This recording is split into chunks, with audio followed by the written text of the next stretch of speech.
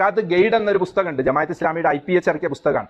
ഈ പുസ്തകത്തിൽ കാണാം, ഇതിന്റെ 76-ാമത്തെ പേജിൽ കാണാം, സക്കാത്ത് എങ്ങനെയാണ് വിതരണം ചെയ്യേണ്ടത്, ആർക്കാണ് പിരിച്ചെടുക്കാനുള്ള അവകാശം എന്ന് ഫിഖ് പരമായി ഇദ്ദേഹം വിവരിക്കുന്നുണ്ട്.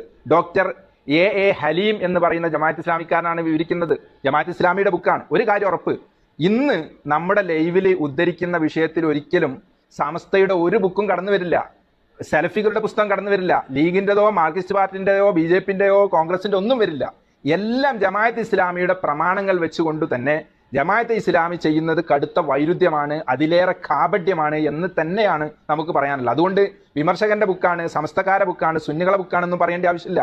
ഹസൻ എന്ന് പറയുന്ന ജമാഅത്ത് ഇസ്ലാമിക് നേതാവ് എഴുതിയ പുസ്തകമാണ്. ഈ പുസ്തകം സക്കാത്തിന്റെ മുഴുവൻ വിശദാംശങ്ങളും ഇതിൽ വിശകലനം ചെയ്യുന്നു. ഈ പുസ്തകത്തിന്റെ ചട്ടപ്പുറത്ത് അവർ എഴുതി വെച്ചത്. കർലാവി പറഞ്ഞത്, യൂസുഫുൽ കർലാവി പറഞ്ഞത് മൗദൂദിയുടെ പല പുസ്തകങ്ങളും വൈകാരിക തള്ളിച്ചയായിരുന്നു എന്നാണ്. മൗദൂദിയെ ജമാഅത്ത് ഇസ്ലാമിക്കാർക്ക് പോലും വേണ്ട. മൗദൂദിയെ പറ്റി T ആരിഫ് അലി എന്ന് പറയുന്ന കഴിഞ്ഞ ജമാഅത്ത് ഇസ്ലാമി അമീർ കോഴിക്കോട് പത്രസമ്മേളനം വിളിച്ച് പറഞ്ഞത് മൗദൂദിയുടെ വീക്ഷണങ്ങളും ലിഖിതങ്ങളും ഞങ്ങൾക്ക് പ്രമാണമല്ല എന്നാണ്. അദ്ദേഹത്തിന്റെ വീക്ഷണമാണ്, അദ്ദേഹത്തിന്റെ 100 ചില്ലാൻ പുസ്തകം എന്നൊക്കെ പറഞ്ഞാൽ നിങ്ങൾ വിചാരിക്കും ഒരു വലിയ എന്തോ കോത്താമ്പി സംഭവമാണ്. ഇതൊരു 10-25 പുസ്തകമാണ്. ഇത് ഒക്കെ 14 പേജ് 20 പേജ് 30 പേജൊക്കെ ഉള്ള സംഭവം. ഇങ്ങനെ 120 അയാൾ പ്രസംഗിച്ചോ നടന്നോ പോയതോ ഇതൊക്കെ പുസ്തകമാക്കി വിൽക്കുക. പുസ്തക വിൽപ്പന തന്നെയായിരുന്നു അയാളെ പണി. അയാളെ മക്കൾ പോലും ജമാഅത്ത് കൂടിയില്ല. അസ്സലാമു അലൈക്കും വറഹ്മത്തുള്ളാഹി വബറകാതുഹു. ബിസ്മില്ലാ ലക്കൽ ഹംദു യാ റബ്ബി യാ അല്ലാഹു യാ മഅബൂദ്. അല്ലാഹുമ്മ സ്വല്ലി വസല്ലിം അലാ റസൂലിക സയ്യിദിനാ മുഹമ്മദിൻ വഅലാ ആലിഹി വസഹ്ബിഹി വസല്ലിം. സ്നേഹാദരവുകൾ നിറഞ്ഞ പ്രിയപ്പെട്ട ജ്യേഷ്ഠാനുജന്മാരെ, ശ്രോതാക്കളെ, ഇന്ന് നമ്മുടെ വിഷയം ജമാഅത്തെ ഇസ്ലാമി ബന്ധപ്പെട്ട് നടക്കുന്ന സക്കാത്ത് ശേഖരണവും അത് ബന്ധപ്പെട്ട് അവർ നടത്തുന്ന വക മാറ്റിയുള്ള അഴിമതികളും അതിൻ്റെ പ്രാമാണികമായ അവശതകളുമൊക്കെ ഉൾപ്പെട്ട വിഷയങ്ങളാണ്. പ്രിയപ്പെട്ട കൂട്ടുകാരെ, വളരെ പ്രധാനപ്പെട്ട ഒരു വിഷയത്തിനെ കുറിച്ചാണ് ഇന്ന് നമുക്ക് പെട്ടെന്ന് സംസാരിക്കാനുള്ളത്. 2-3 ലൈവിലൂടെ തുടരെ പറഞ്ഞു തീർക്കേണ്ട ഒരു വിഷയമാണ്.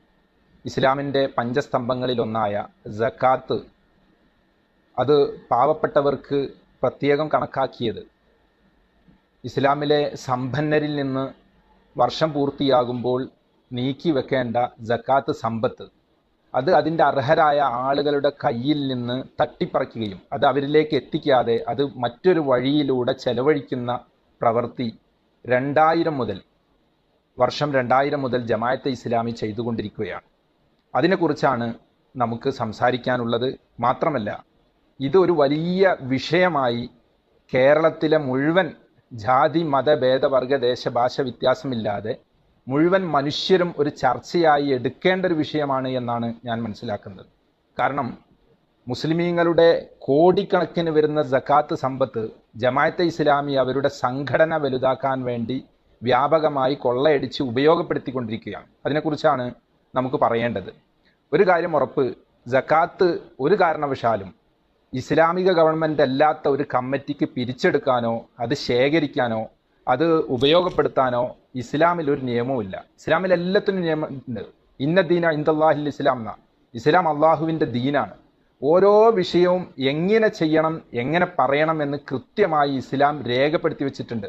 എത്രത്തോളം എന്ന് വെച്ചാൽ, ജിനോം കോഡ് കണ്ടെത്തുന്നതിൻ്റെ മുമ്പ്, അല്ലെ ടെസ്റ്റ് ട്യൂബ് ശിശു കണ്ടെത്തുന്നതിൻ്റെ മുമ്പ്, അതല്ലെങ്കിൽ ചന്ദ്രനിൽ ശാസ്ത്രജ്ഞന്മാർ എത്തിപ്പെടുന്നതിൻ്റെ മുമ്പ്, ആ ചന്ദ്രനിൽ പോയാൽ എങ്ങോട്ട് തിരിഞ്ഞ് നിസ്കരിക്കണം, അല്ലെങ്കിൽ ജിനോം കോഡിൽ ഒരു കുഞ്ഞ് ജനിച്ചാൽ, ടെസ്റ്റ് ട്യൂബ് ശിശുവിലൂടെ ഒരു കുഞ്ഞ് ജനിച്ചാൽ, ക്ലോണിങ്ങിലൂടെ ഒരു കുഞ്ഞ് ജനിച്ചാൽ ആ കുഞ്ഞിൻ്റെ മതവിധി എന്താണ് എന്ന് പോലും ക്ലോണിങ്ങിനെ കുറിച്ച് ശാസ്ത്രജ്ഞന്മാർ ചിന്തിക്കുന്നതിൻ്റെ 10 നൂറ്റാണ്ട് മുമ്പ് മതപണ്ഡിതന്മാർ എഴുതി വെച്ചിട്ടുണ്ട്. അത്രയും വളരെ കടഞ്ഞെടുത്ത ശുദ്ധികലശം നടത്തിയ പ്രസ്ഥാനമാണ് ഇസ്ലാം. ആ ഇസ്ലാമിൽ മറ്റൊരു വിഷയം പോലെ സക്കാത്തും ഹജ്ജും അതുപോലെ റമദാൻ മാസത്തിലെ നോമ്പും നിസ്കാരവും ഒക്കെ എങ്ങനെ, എപ്പോൾ, എവിടെ, ആര്, എന്ത് ചെയ്യണം എന്നൊക്കെ കൃത്യമായി രേഖപ്പെടുത്തി വെച്ചിട്ടുണ്ട്. നമുക്കറിയാം, കേരളത്തിൽ ഇസ്ലാം ദീന് വരുന്നത് നമുക്ക് എല്ലാവർക്കും അറിയാവുന്നതാണ്. കൊടുങ്ങല്ലൂർ മാലിക് ദീനാർ മസ്ജിദും മറ്റുമൊക്കെ കേരളത്തിൽ 10ഓളം മസ്ജിദുകൾ ഉള്ളതൊക്കെ എല്ലാവർക്കും അറിയാവുന്ന വിഷയമാണ്. ക്രിസ്തുവർഷം 629 കൊടുങ്ങല്ലൂർ ചേരമാപ്പള്ളി ഉണ്ടാക്കുന്നത്. ഇപ്പോൾ ക്രിസ്തുവർഷം 2020. എന്ന് വെച്ചാൽ ഈ 624 മുതൽ ഇന്നയിലേക്ക് ഏകദേശം 1391 വർഷം കഴിഞ്ഞു. ഈ വർഷത്തെ കാലയളവ് നോക്കുമ്പോൾ ഈ പണ്ഡിതന്മാർ, കഴിഞ്ഞ കാലത്തെ സ്വഹാബത്തോ അവിടുത്തെ പാരമ്പര്യമായി കേരളത്തിൽ ഇസ്ലാം മതം പ്രചരിപ്പിച്ച ഒരു പണ്ഡിതന്മാരോ ഒരു കമ്മിറ്റിയോ ഒരു വ്യക്തികളോ ഒരു പ്രസ്ഥാനമോ സക്കാത്ത് ശേഖരിച്ചിട്ടില്ല. ഈ ജമാഅത്തെ ഇസ്ലാമിയും അതുപോലെ ചില്ലറ സംഘടനകളും ശേഖരിക്കാൻ തുടങ്ങിയത് 2000 മുതലാണ്. അതിനെപ്പറ്റി മൗദൂദി, അബുൽ മൗദൂദി കുത്തുബാത്തിൽ, അദ്ദേഹത്തിന്റെ പ്രശസ്തമായ ഒരു ഗ്രന്ഥമാണ് കുത്തുബാത്ത്, വിവാദമായ ഗ്രന്ഥം. ഇതിന്റെ ചട്ടമലൻ എഴുതി വെച്ചിട്ട് വിവാദപരമെന്ന് ഖ്യാതി കൂടി നേടിയ ഗ്രന്ഥമെന്നാണ്.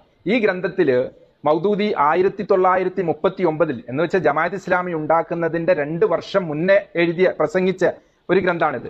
അദ്ദേഹം പട്ടാങ്കോട്ട് അവരുടെ കേന്ദ്രത്തിൽ, മൗദൂദിയുടെ കേന്ദ്രത്തിൽ പലപ്പോഴും ഖുതുബക്ക് ഉറുദുവിൽ നടത്തിയ പ്രസംഗം പിന്നീട് പുസ്തകമാക്കി ആക്കിയതാണ്.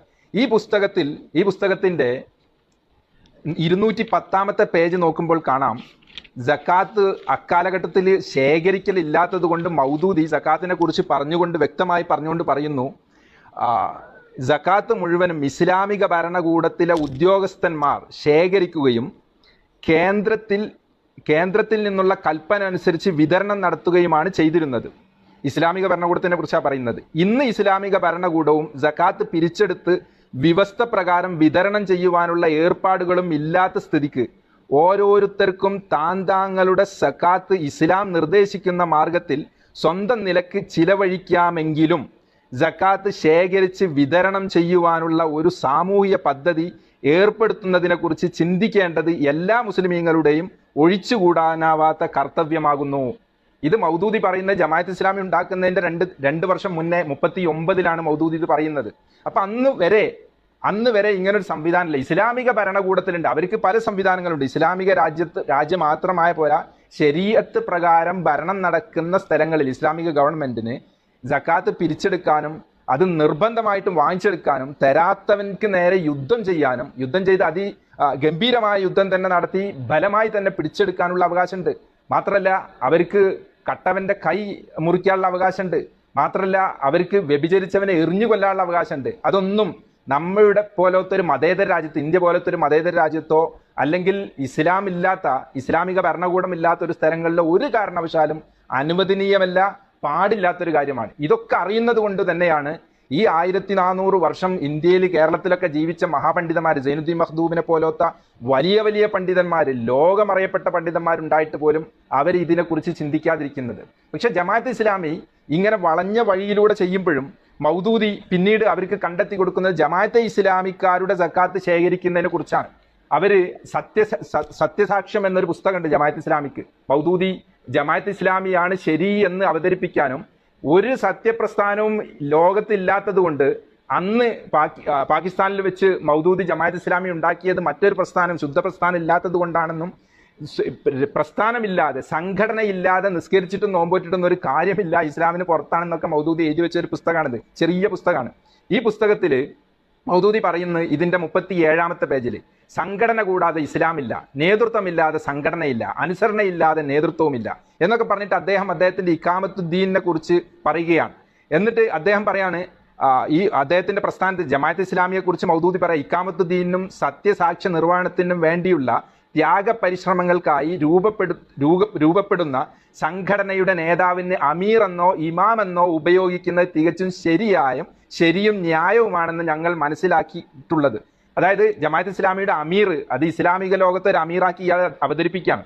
എന്നിട്ട് ഇയാൾ പറയാണ്, എന്നാൽ ഇമാം എന്ന പദത്തിൽ ചില പ്രത്യേക അർത്ഥങ്ങൾ പറ്റിപ്പിടിച്ചിട്ടുള്ളത് നിമിത്തം കുഴപ്പങ്ങളിൽ നിന്ന് രക്ഷപ്പെടുവാനായി പ്രസ്തുത വാക്ക് ഉപേക്ഷിച്ച് അമീർ എന്ന പദമാണ് ഞങ്ങൾ ഉപയോഗിക്കുന്നത്. അത് പറഞ്ഞിട്ട് അദ്ദേഹം പറയും, ഇவ்விധം സംഘടനയുടെ നേതാവായി തെരഞ്ഞെടുക്കപ്പെടുന്ന വ്യക്തിക്ക്, അന്ന് ഈ മൗദൂദിയാണ് ഈ അമീർ, അദ്ദേഹം പറയും, ഇவ்விധം തെരഞ്ഞെടുക്കുന്ന ഒരു വ്യക്തിക്ക് സക്കാത്ത് പിരിച്ചെടുക്കാൻ അവകാശമില്ലെന്നും ഇസ്ലാമിക ഗവൺമെന്റിന്റെ അമീറിന് മാത്രമേ അതിന് അധികാരമുള്ളൂ എന്നും അതിവിചിത്രമായ ഒരു ആക്ഷേപവും ഇവിടെ കേൾക്കാൻ കഴിഞ്ഞു. ഇദ്ദേഹം ഒപ്പിച്ചുണ്ടാക്കുകയാണ്. അല്ല, ഇസ്ലാം എന്നല്ല, ഇദ്ദേഹത്തിന്റെ തലയിൽ, മൗദൂദി സാഹിബിന്റെ തലയിൽ ഊറി വരുന്ന ഒരു ആശയം അദ്ദേഹം അവതരിപ്പിക്കുകയാണ് സക്കാത്ത് പിരിച്ചെടുക്കാൻ വേണ്ടിയിട്ട്.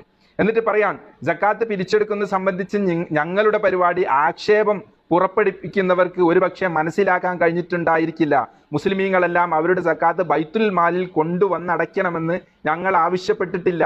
ഞങ്ങളെ ഏൽപ്പിക്കാത്തവരുടെ സക്കാത്ത് വീടുകയില്ലെന്ന് ഞങ്ങൾ ഒരിക്കലും പുറത്തു പറഞ്ഞിട്ടില്ല. അത് സക്കാത്ത് ജമാഅത്തിന്റെ ബൈത്തുൽ മാലിൽ അടയ്ക്കണമെന്ന് ഞങ്ങളുടെ ജമാഅത്തിലെ അംഗങ്ങളോട് മാത്രമേ ഞങ്ങൾ ആവശ്യപ്പെട്ടിട്ടുള്ളൂ.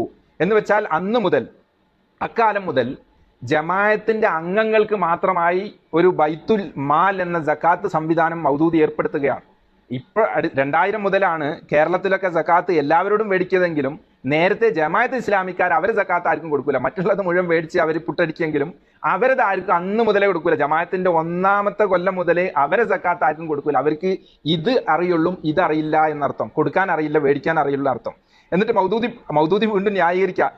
നമസ്കാരം സംഘടിതമായി വീടുകളിൽ വെച്ച് നിർവഹിക്കുന്നതിന് പകരം നിർവഹിക്കുന്ന ജനങ്ങളോട് നിർവഹിക്കാൻ പറയുമ്പോൾ എന്തുകൊണ്ട് സക്കാത്ത് ഒറ്റക്കെട്ടായി നിർവഹിക്കാൻ പറഞ്ഞുകൂടാന്ന് അദ്ദേഹത്തിന്റെ ഒരു ന്യായീകരണം. എന്നിട്ട് പിന്നെ അദ്ദേഹം പറയാണ്, വരിസംഖ്യ പിരിക്കുകയാണെങ്കിൽ തരക്കേടില്ല, പ്രവേശന ഫീസും അംഗത്വ ഫീസും നിശ്ചയിക്കുകയാണെങ്കിൽ അതും നല്ലത്. പക്ഷേ അള്ളാഹും റസൂൽ നിശ്ചയിച്ച കർത്തവ്യം നിർവഹിക്കുവാനായി ഉത്ബോധിപ്പിക്കുകയാണെങ്കിൽ അങ്ങേയറ്റം നിഷിദ്ധം. എത്ര വിചിത്രമാണിത്! മൗദൂദി ചോദിക്കുക. മൗദൂദിക്ക് ദീനിലോ ഇസ്ലാമിലോ അല്ല പ്രമാണം. മൗദൂദി സാഹിബ് പറയുന്നത് മറ്റുള്ളവര് അംഗത്വ ഫീസും വരിസംഖ്യയും പ്രവേശന ഫീസും ഒക്കെ പിരിക്കുന്നുണ്ടെങ്കിൽ എന്തുകൊണ്ട് നമുക്ക് സക്കാത്ത് പിരിച്ചുകൂടാ? എന്തൊരു ന്യായാണ്! അദ്ദേഹം പറയാണ്, അങ്ങനെയാണ് ജമാഅത്ത് ഇസ്ലാമി അണികളുടെ ഇടയിലൂടെ സക്കാത്ത് പിരിക്കുന്ന സംവിധാനം ഏർപ്പെടുത്തുന്നത്. 2000 ഒക്ടോബർ കേരളത്തിൽ 2000 ഒക്ടോബറിലാണ് ഈ സംവിധാനം അവർ കൊണ്ടുവരുന്നത്. അതിനു മുമ്പ് 1984 ശരീഅത്ത് പതിപ്പ്, പ്രബോധനത്തിന്റെ ശരീഅത്ത് പതിപ്പിന്റെ കോപ്പിയാണിത്. ഇതിൽ സിദ്ദീഖ് ഹസൻ സാഹിബ് പറയുന്നുണ്ട്, ഒരു ഭരണകൂടത്തിന് മാത്രം ചെയ്യാൻ കഴിയുന്ന ഒട്ടേറെ നിയമനിർദ്ദേശങ്ങൾ വിശുദ്ധ ഖുർആനിൽ കാണാം. ഒരു ഭരണകൂടത്തിന് മാത്രം ചെയ്യാൻ കഴിയുന്ന ഒട്ടേറെ വിഷയങ്ങൾ ഖുർആനിൽ കാണാം. എന്നിട്ട് അദ്ദേഹം പറയുന്നു, സക്കാത്തിന്റെ കാര്യക്ഷമമായ ശേഖരണ വിതരണം 1, പലിശ സംബന്ധമായ നിയമങ്ങൾ 2, പ്രതിക്രിയാ വിധികൾ എന്ന് വെച്ചാൽ കട്ടവന്റെ കൈവെട്ടുക, വ്യഭിചരിച്ചവനെ എറിഞ്ഞുകൊല്ലുക, ഇത്തരത്തിലുള്ള വിഷയങ്ങൾ, മോഷണത്തിനും വ്യഭിചാരത്തിനുമുള്ള ശിക്ഷകൾ, ഇവയെല്ലാം ഇക്കൂട്ടത്തിൽ പെടുന്നു. ഭരണകൂടത്തിന് മാത്രം ചെയ്യാൻ പറ്റിയ വിഷയങ്ങളാണ് ഇസ്ലാമിൽ എന്ന് ശരീഅത്ത് പതിപ്പിൽ സിദ്ദീഖ് ഹസൻ സാഹിബ് അതിന്റെ 11ാമത്തെ പേജിൽ എഴുതുന്നു. 1984 1984 സക്കാത്ത് പിരിക്കാൻ പാടില്ല എന്നും അത് ഭരണകൂടത്തിന് മാത്രം ഉള്ളതാണ് എന്നും സിദ്ദീഖ് ഹസൻ എന്ന നേതാവ് പറയുമ്പോൾ 2000 ആകുമ്പോഴേക്ക് അവർക്ക് എവിടുന്നാണ് ഈ ഖുർആന്റെ ആയത്ത് കിട്ടിയത്? എങ്ങനെയാണ് അവർക്ക് ഈ സക്കാത്ത് പിരിച്ചെടുക്കാം? ഭരണകൂടമല്ലാതെ സക്കാത്ത് കമ്മിറ്റിക്ക്, ജമാഅത്ത് ഇസ്ലാമിക്ക് പിരിച്ചു വാങ്ങിച്ചിട്ട് പാവപ്പെട്ട കോടിക്കണക്കിന് മുസ്ലിമീങ്ങളുടെ സക്കാത്ത് അത് പുട്ടടിക്കാം, അവർക്ക് മേടിച്ച് ശേഖരിച്ച് അവരതിൻ്റെ ഒരു മുതലാളിമാരാവാൻ ഈ സിദ്ദീഖ് ഹസൻ 84 എഴുതിയതിനു ശേഷം പിന്നെ അവരെ ഓഫീസിൽ ജിബ്രീൽ വന്നതാണോ? എങ്ങനെയാണ് ഇത് സംഭവിക്കുന്നത്? ഇവിടെയാണ് നമ്മൾ ചിന്തിക്കേണ്ടത്. ജമാഅത്ത് ഇസ്ലാമി ഒരു പ്രത്യേകമായ ലക്ഷ്യത്തോടുകൂടെ സാമ്പത്തിക സ്രോതസ് ഉണ്ടാക്കാൻ വേണ്ടിയിട്ടാണ് അവർ സക്കാത്ത് പിരിച്ചെടുക്കുന്നത്. ഇങ്ങനെ ഇസ്ലാമിക ഭരണകൂടത്തിന് മാത്രം പറ്റിയ സക്കാത്ത് പിരിച്ചെടുക്കാൻ അവർക്ക് പറ്റുമെങ്കിൽ അവര് വ്യഭിചരിച്ചവനെ എറിഞ്ഞു കൊല്ലാനും കട്ടവന്റെ കൈമുറിക്കാനും സക്കാത്ത് തരാത്തവരോട് യുദ്ധം ചെയ്യാനൊക്കെ അവർ തയ്യാറാവണം. സക്കാത്ത് ഗൈഡ് എന്നൊരു പുസ്തകമുണ്ട്, ജമാഅത്ത് ഇസ്ലാമിയുടെ IPH ഇറക്കിയ പുസ്തകമാണ്. ഈ പുസ്തകത്തിൽ കാണാം, ഇതിന്റെ 76ാമത്തെ പേജിൽ കാണാം, സക്കാത്ത് എങ്ങനെയാണ് വിതരണം ചെയ്യേണ്ട, ആർക്കാണ് പിരിച്ചെടുക്കാനുള്ള അവകാശം എന്ന് ഫിഖ് പരമായി ഇദ്ദേഹം വിവരിക്കുന്നുണ്ട്. ഡോക്ടർ A ഹലീം എന്ന് പറയുന്ന ജമാഅത്ത് ഇസ്ലാമിക്കാരനാണ് വിവരിക്കുന്നത്. ജമാഅത്ത് ഇസ്ലാമിയുടെ ബുക്കാണ്. ഒരു കാര്യം ഉറപ്പ്, ഇന്ന് നമ്മുടെ ലൈവിൽ ഉദ്ധരിക്കുന്ന വിഷയത്തിൽ ഒരിക്കലും സമസ്തയുടെ ഒരു ബുക്കും കടന്നു വരില്ല, സലഫികളുടെ പുസ്തകം കടന്നു വരില്ല, ലീഗിൻ്റെതോ മാർക്സിസ്റ്റ് പാർട്ടിൻ്റെയോ BJPൻ്റെയോ കോൺഗ്രസിൻ്റെ ഒന്നും വരില്ല. എല്ലാം ജമാഅത്ത് ഇസ്ലാമിയുടെ പ്രമാണങ്ങൾ വെച്ചുകൊണ്ട് തന്നെ ജമാഅത്ത് ഇസ്ലാമി ചെയ്യുന്നത് കടുത്ത വൈരുദ്ധ്യമാണ്, അതിലേറെ കാപഢ്യമാണ് എന്ന് തന്നെയാണ് നമുക്ക് പറയാനുള്ളത്. അതുകൊണ്ട് വിമർശകന്റെ ബുക്കാണ്, സമസ്തക്കാരുടെ ബുക്കാണ്, സുന്നികളെ ബുക്കാണെന്നും പറയേണ്ട ആവശ്യമില്ല. ഈ ഗൈഡ്, സക്കാത്ത് ഗൈഡ് എന്ന് പറയുന്ന ഈ തട്ടിപ്പ് ഗ്രന്ഥത്തിൽ ഇദ്ദേഹം പറയുന്നുണ്ട്, എന്താണ് സക്കാത്ത് ശേഖരിക്കാൻ 3 ടീമിന് മാത്രമേ അവകാശമുള്ളൂ. 1, ഭരണാധികാരിയെ അല്ലെങ്കിൽ ന്യായാധിപനെ ഏൽപ്പിക്കുക. ഒരു വഴി അതാണ്. 2ാമത്തെ വഴി പറയുന്നത് സക്കാത്ത് ദായകൻ, അതായത് ധനത്തിന്റെ ഉടമ നേരിട്ട് അവകാശികളെ കണ്ടെത്തി വിതരണം ചെയ്യുക. 3, സക്കാത്ത് ധനം വിതരണം ചെയ്യുന്നതിനായി സമ്പന്നർ 1 അതിൽ കൂടുതൽ ആളുകളെയോ ചുമതലപ്പെടുത്തുക. എന്ന് വെച്ചാൽ ഒരു മുതലാളിക്ക് സക്കാത്ത് കൊടുക്കാനുണ്ട്, ഒന്നുകിൽ അയാൾ ഇസ്ലാമിക ഭരണ ലോകത്താണെങ്കിൽ അവിടുത്തെ ന്യായാധിപനെ, അവിടുത്തെ ഇമാമിനെ, അവിടുത്തെ അമീറിനെ, അല്ലെങ്കിൽ അവിടുത്തെ സക്കാത്ത് കമ്മിറ്റിനെ, ഇസ്ലാമിക രാജ്യത്തെ സക്കാത്ത് കമ്മിറ്റിനെ ഏൽപ്പിക്കുക. അതല്ലെങ്കിൽ അദ്ദേഹം തന്നെ നേരിട്ട് കൊണ്ടുപോയി കൊടുക്കുക. 3ാമത്തെ ഒരു വിഷയം, വലിയ മുതലാളിമാരും മറ്റും തിരക്കുള്ളവരൊക്കെ ആകുമ്പോൾ അവരേതെങ്കിലും ഒരു സ്റ്റാഫിനെ അല്ലെങ്കിൽ ഏതെങ്കിലും വിശ്വസിക്കാൻ പറ്റിയ ഒരാളെ അല്ലെങ്കിൽ 2 ആളുകളെ വിളിച്ചേൽപ്പിക്കുക. ഇന്ന നാട്ടിൽ സക്കാത്ത് കൊടുക്കാൻ നിന്നെ ഞാൻ അധികാരപ്പെടുത്തി എന്ന് പറഞ്ഞിട്ട് അവരെ നിർബന്ധമായിട്ട് ഏൽപ്പിച്ച് അവരെ കൊണ്ട് തന്നെ കൊടുപ്പിച്ച് അതിന്റെ കണക്ക് പഠിക്കുക, ഇയാൾ എന്നെ മാനേജ് ചെയ്തുകൊണ്ട് ചെയ്യുക എന്നാണ് ഇവരെത്തുള്ളത് ഈ പുസ്തകത്തിൽ പറയുന്നത്. മാത്രമല്ല ഈ പുസ്തകത്തിന്റെ 21-ാമത്തെ പേജിൽ കാണാം, ഈ പുസ്തകത്തിന്റെ 21-ാമത്തെ പേജിൽ ജമാഅത്ത് ഇസ്ലാമി ഇദ്ദേഹം വിവരിക്കുന്ന സക്കാത്ത് അഥവാ പിരിച്ചെടുക്കാൻ അവകാശം ഇസ്ലാമിക് ഗവൺമെന്റിന് ആയതുകൊണ്ട് തന്നെ അത് തരുന്നില്ലെങ്കിൽ അവരിൽ നിന്ന് ബലം പ്രയോഗിച്ച് മേടിക്കണം. സക്കാത്ത് കൊടുക്കണമെന്ന് വിശ്വസിക്കുന്നതോടൊപ്പം അത് ഒരാൾ അലസത കൊണ്ടോ മറ്റോ ഇനി തരാത്ത പക്ഷം അദ്ദേഹത്തിന്റെ ചെയ്യേണ്ട പണി ജമാഅത്ത് ഇസ്ലാമി പറയുന്നുണ്ട്. അവരിൽ നിന്ന് ബലം ഉപയോഗിച്ച് സക്കാത്ത് പിരിച്ചെടുക്കേണ്ടതും അനുയോജ്യമായ ശിക്ഷ നൽകേണ്ടതും ഇസ്ലാമിക ഭരണകർത്താവിന്റെ ചുമതലയാണ്. ഒരു വിഭാഗം സക്കാത്ത് നൽകാൻ വിസമ്മതിക്കുന്നതോടൊപ്പം അവർക്ക് ശക്തിയും പ്രാബല്യവും ഉണ്ടെങ്കിൽ സക്കാത്ത് നൽകുന്നത് വരെ അവരോട് യുദ്ധം ചെയ്യേണ്ടതാണ്. ജമാഅത്ത് ഇസ്ലാമി അപ്പോൾ ഒരു കാര്യം ചെയ്യണം, മുസ്ലിമീങ്ങളെ സമ്പത്ത് വാരിക്കൂട്ടുന്നതിൻ്റെ ഇടയ്ക്ക് തരാത്ത കുറേ ആളുകൾ ഉണ്ടാവും, അവരോട് യുദ്ധം ചെയ്യാനും കൂടെ തീരുമാനിക്കണം. എന്നാലിപ്പോൾ അത് തീരുമാനമാവുള്ളൂ. നിങ്ങൾ എന്തായാലും ഒരു അമീർ ചുമതല ഇസ്ലാമിക ലോകത്തിന്റെ വലിയ ആളുകളായിട്ട് ഇറങ്ങിയതല്ല. നിങ്ങളെ ജമാഅത്ത് ഇസ്ലാമി കേരളത്തിൽ ഉണ്ടാക്കിയ അങ്ങനെ ഒരു ഫിത്ന നട്ട് വളർത്തിയ മുഹമ്മദ് അലി ഹാജി അദ്ദേഹം എഴുതാണ്, IPHന്റെ പുസ്തകമാണ്. അദ്ദേഹം പഞ്ചാബിൽ നിങ്ങളെ പട്ടാങ്കോട്ട് പോയപ്പോൾ അവിടെ മൗദൂദി ജീവിച്ചിരിക്കുന്ന കാലത്ത് കാണാൻ പോയപ്പോൾ അദ്ദേഹം അനുഭവം പറയാണ്, ഇതൊരു കൊച്ചു ഇസ്ലാമിക രാഷ്ട്രമാണ്. മൗദൂദി ഉള്ള പട്ടാങ്കോട്ടിനെ പറ്റി പറയാം. ഇവിടെ പള്ളിയുണ്ട്, പഠനമുറിയും ഓഫീസും പ്രസിദ്ധീകരണശാലയും ഗ്രന്ഥശാലയും ആശുപത്രിയും എല്ലാം ഉണ്ട്. സകലതും നിയന്ത്രിക്കുന്നത് ജമാഅത്ത് പ്രവർത്തകരാണ്. വിശാലമായൊരു പ്രദേശമാണിത്. വിവിധ ഭാഷക്കാരും വ്യത്യസ്ത വേഷക്കാരും അവിടെ ഒത്തുകൂടിയിട്ടുണ്ട്. ചിലരെല്ലാം കുടുംബസമേതമാണ് താമസം. ഈ രാഷ്ട്രത്തിലെ ഖലീഫ മൗലാന മൗദൂദി സാഹിബാണ്. മൗദൂദി ഉള്ള കാലത്ത് അയാൾ ആ ചുറ്റുവട്ടത്തുള്ള ഒരു കിണറിന് ഒരു രാഷ്ട്രം എന്ന് പേരിട്ടിട്ട് അത് അവിടുത്തെ ഖലീഫയായി. ആരാണ് ഇസ്ലാമിക ലോകത്ത് ഖലീഫക്ക് എന്തെല്ലാം പവർ വേണം. അപ്പോൾ ജമാഅത്ത് ഇസ്ലാമി സ്വപ്നം കാണുന്നത് അങ്ങനെയാണ്. അവര് മതരാഷ്ട്രം സ്വപ്നം കാണുന്ന ആളുകളാണ്. മതരാഷ്ട്രത്തിന്റെ ആ സ്വപ്നത്തിന്റെ ഭാഗമാണ് ഈ സക്കാത്ത് ശേഖരിച്ച് അവർ സൂക്ഷിക്കുക എന്നുള്ളത്. ഇനി ഘട്ടം ഘട്ടമായിട്ട് അവർക്ക് ശേഷി ഉണ്ടാകുമ്പോൾ യുദ്ധം ചെയ്യാനും പിടിച്ചെടുക്കാനും ഒന്നും അവർ മടിക്കില്ല എന്നർത്ഥം. പക്ഷെ ഇസ്ലാമിക ലോകത്ത് ഇതിനൊരു പഴുതുമില്ല. നിങ്ങൾ ബുദ്ധിപരമായി നമ്മൾക്കൊന്ന് ചിന്തിക്കാം പ്രിയപ്പെട്ട സുഹൃത്തുക്കളെ.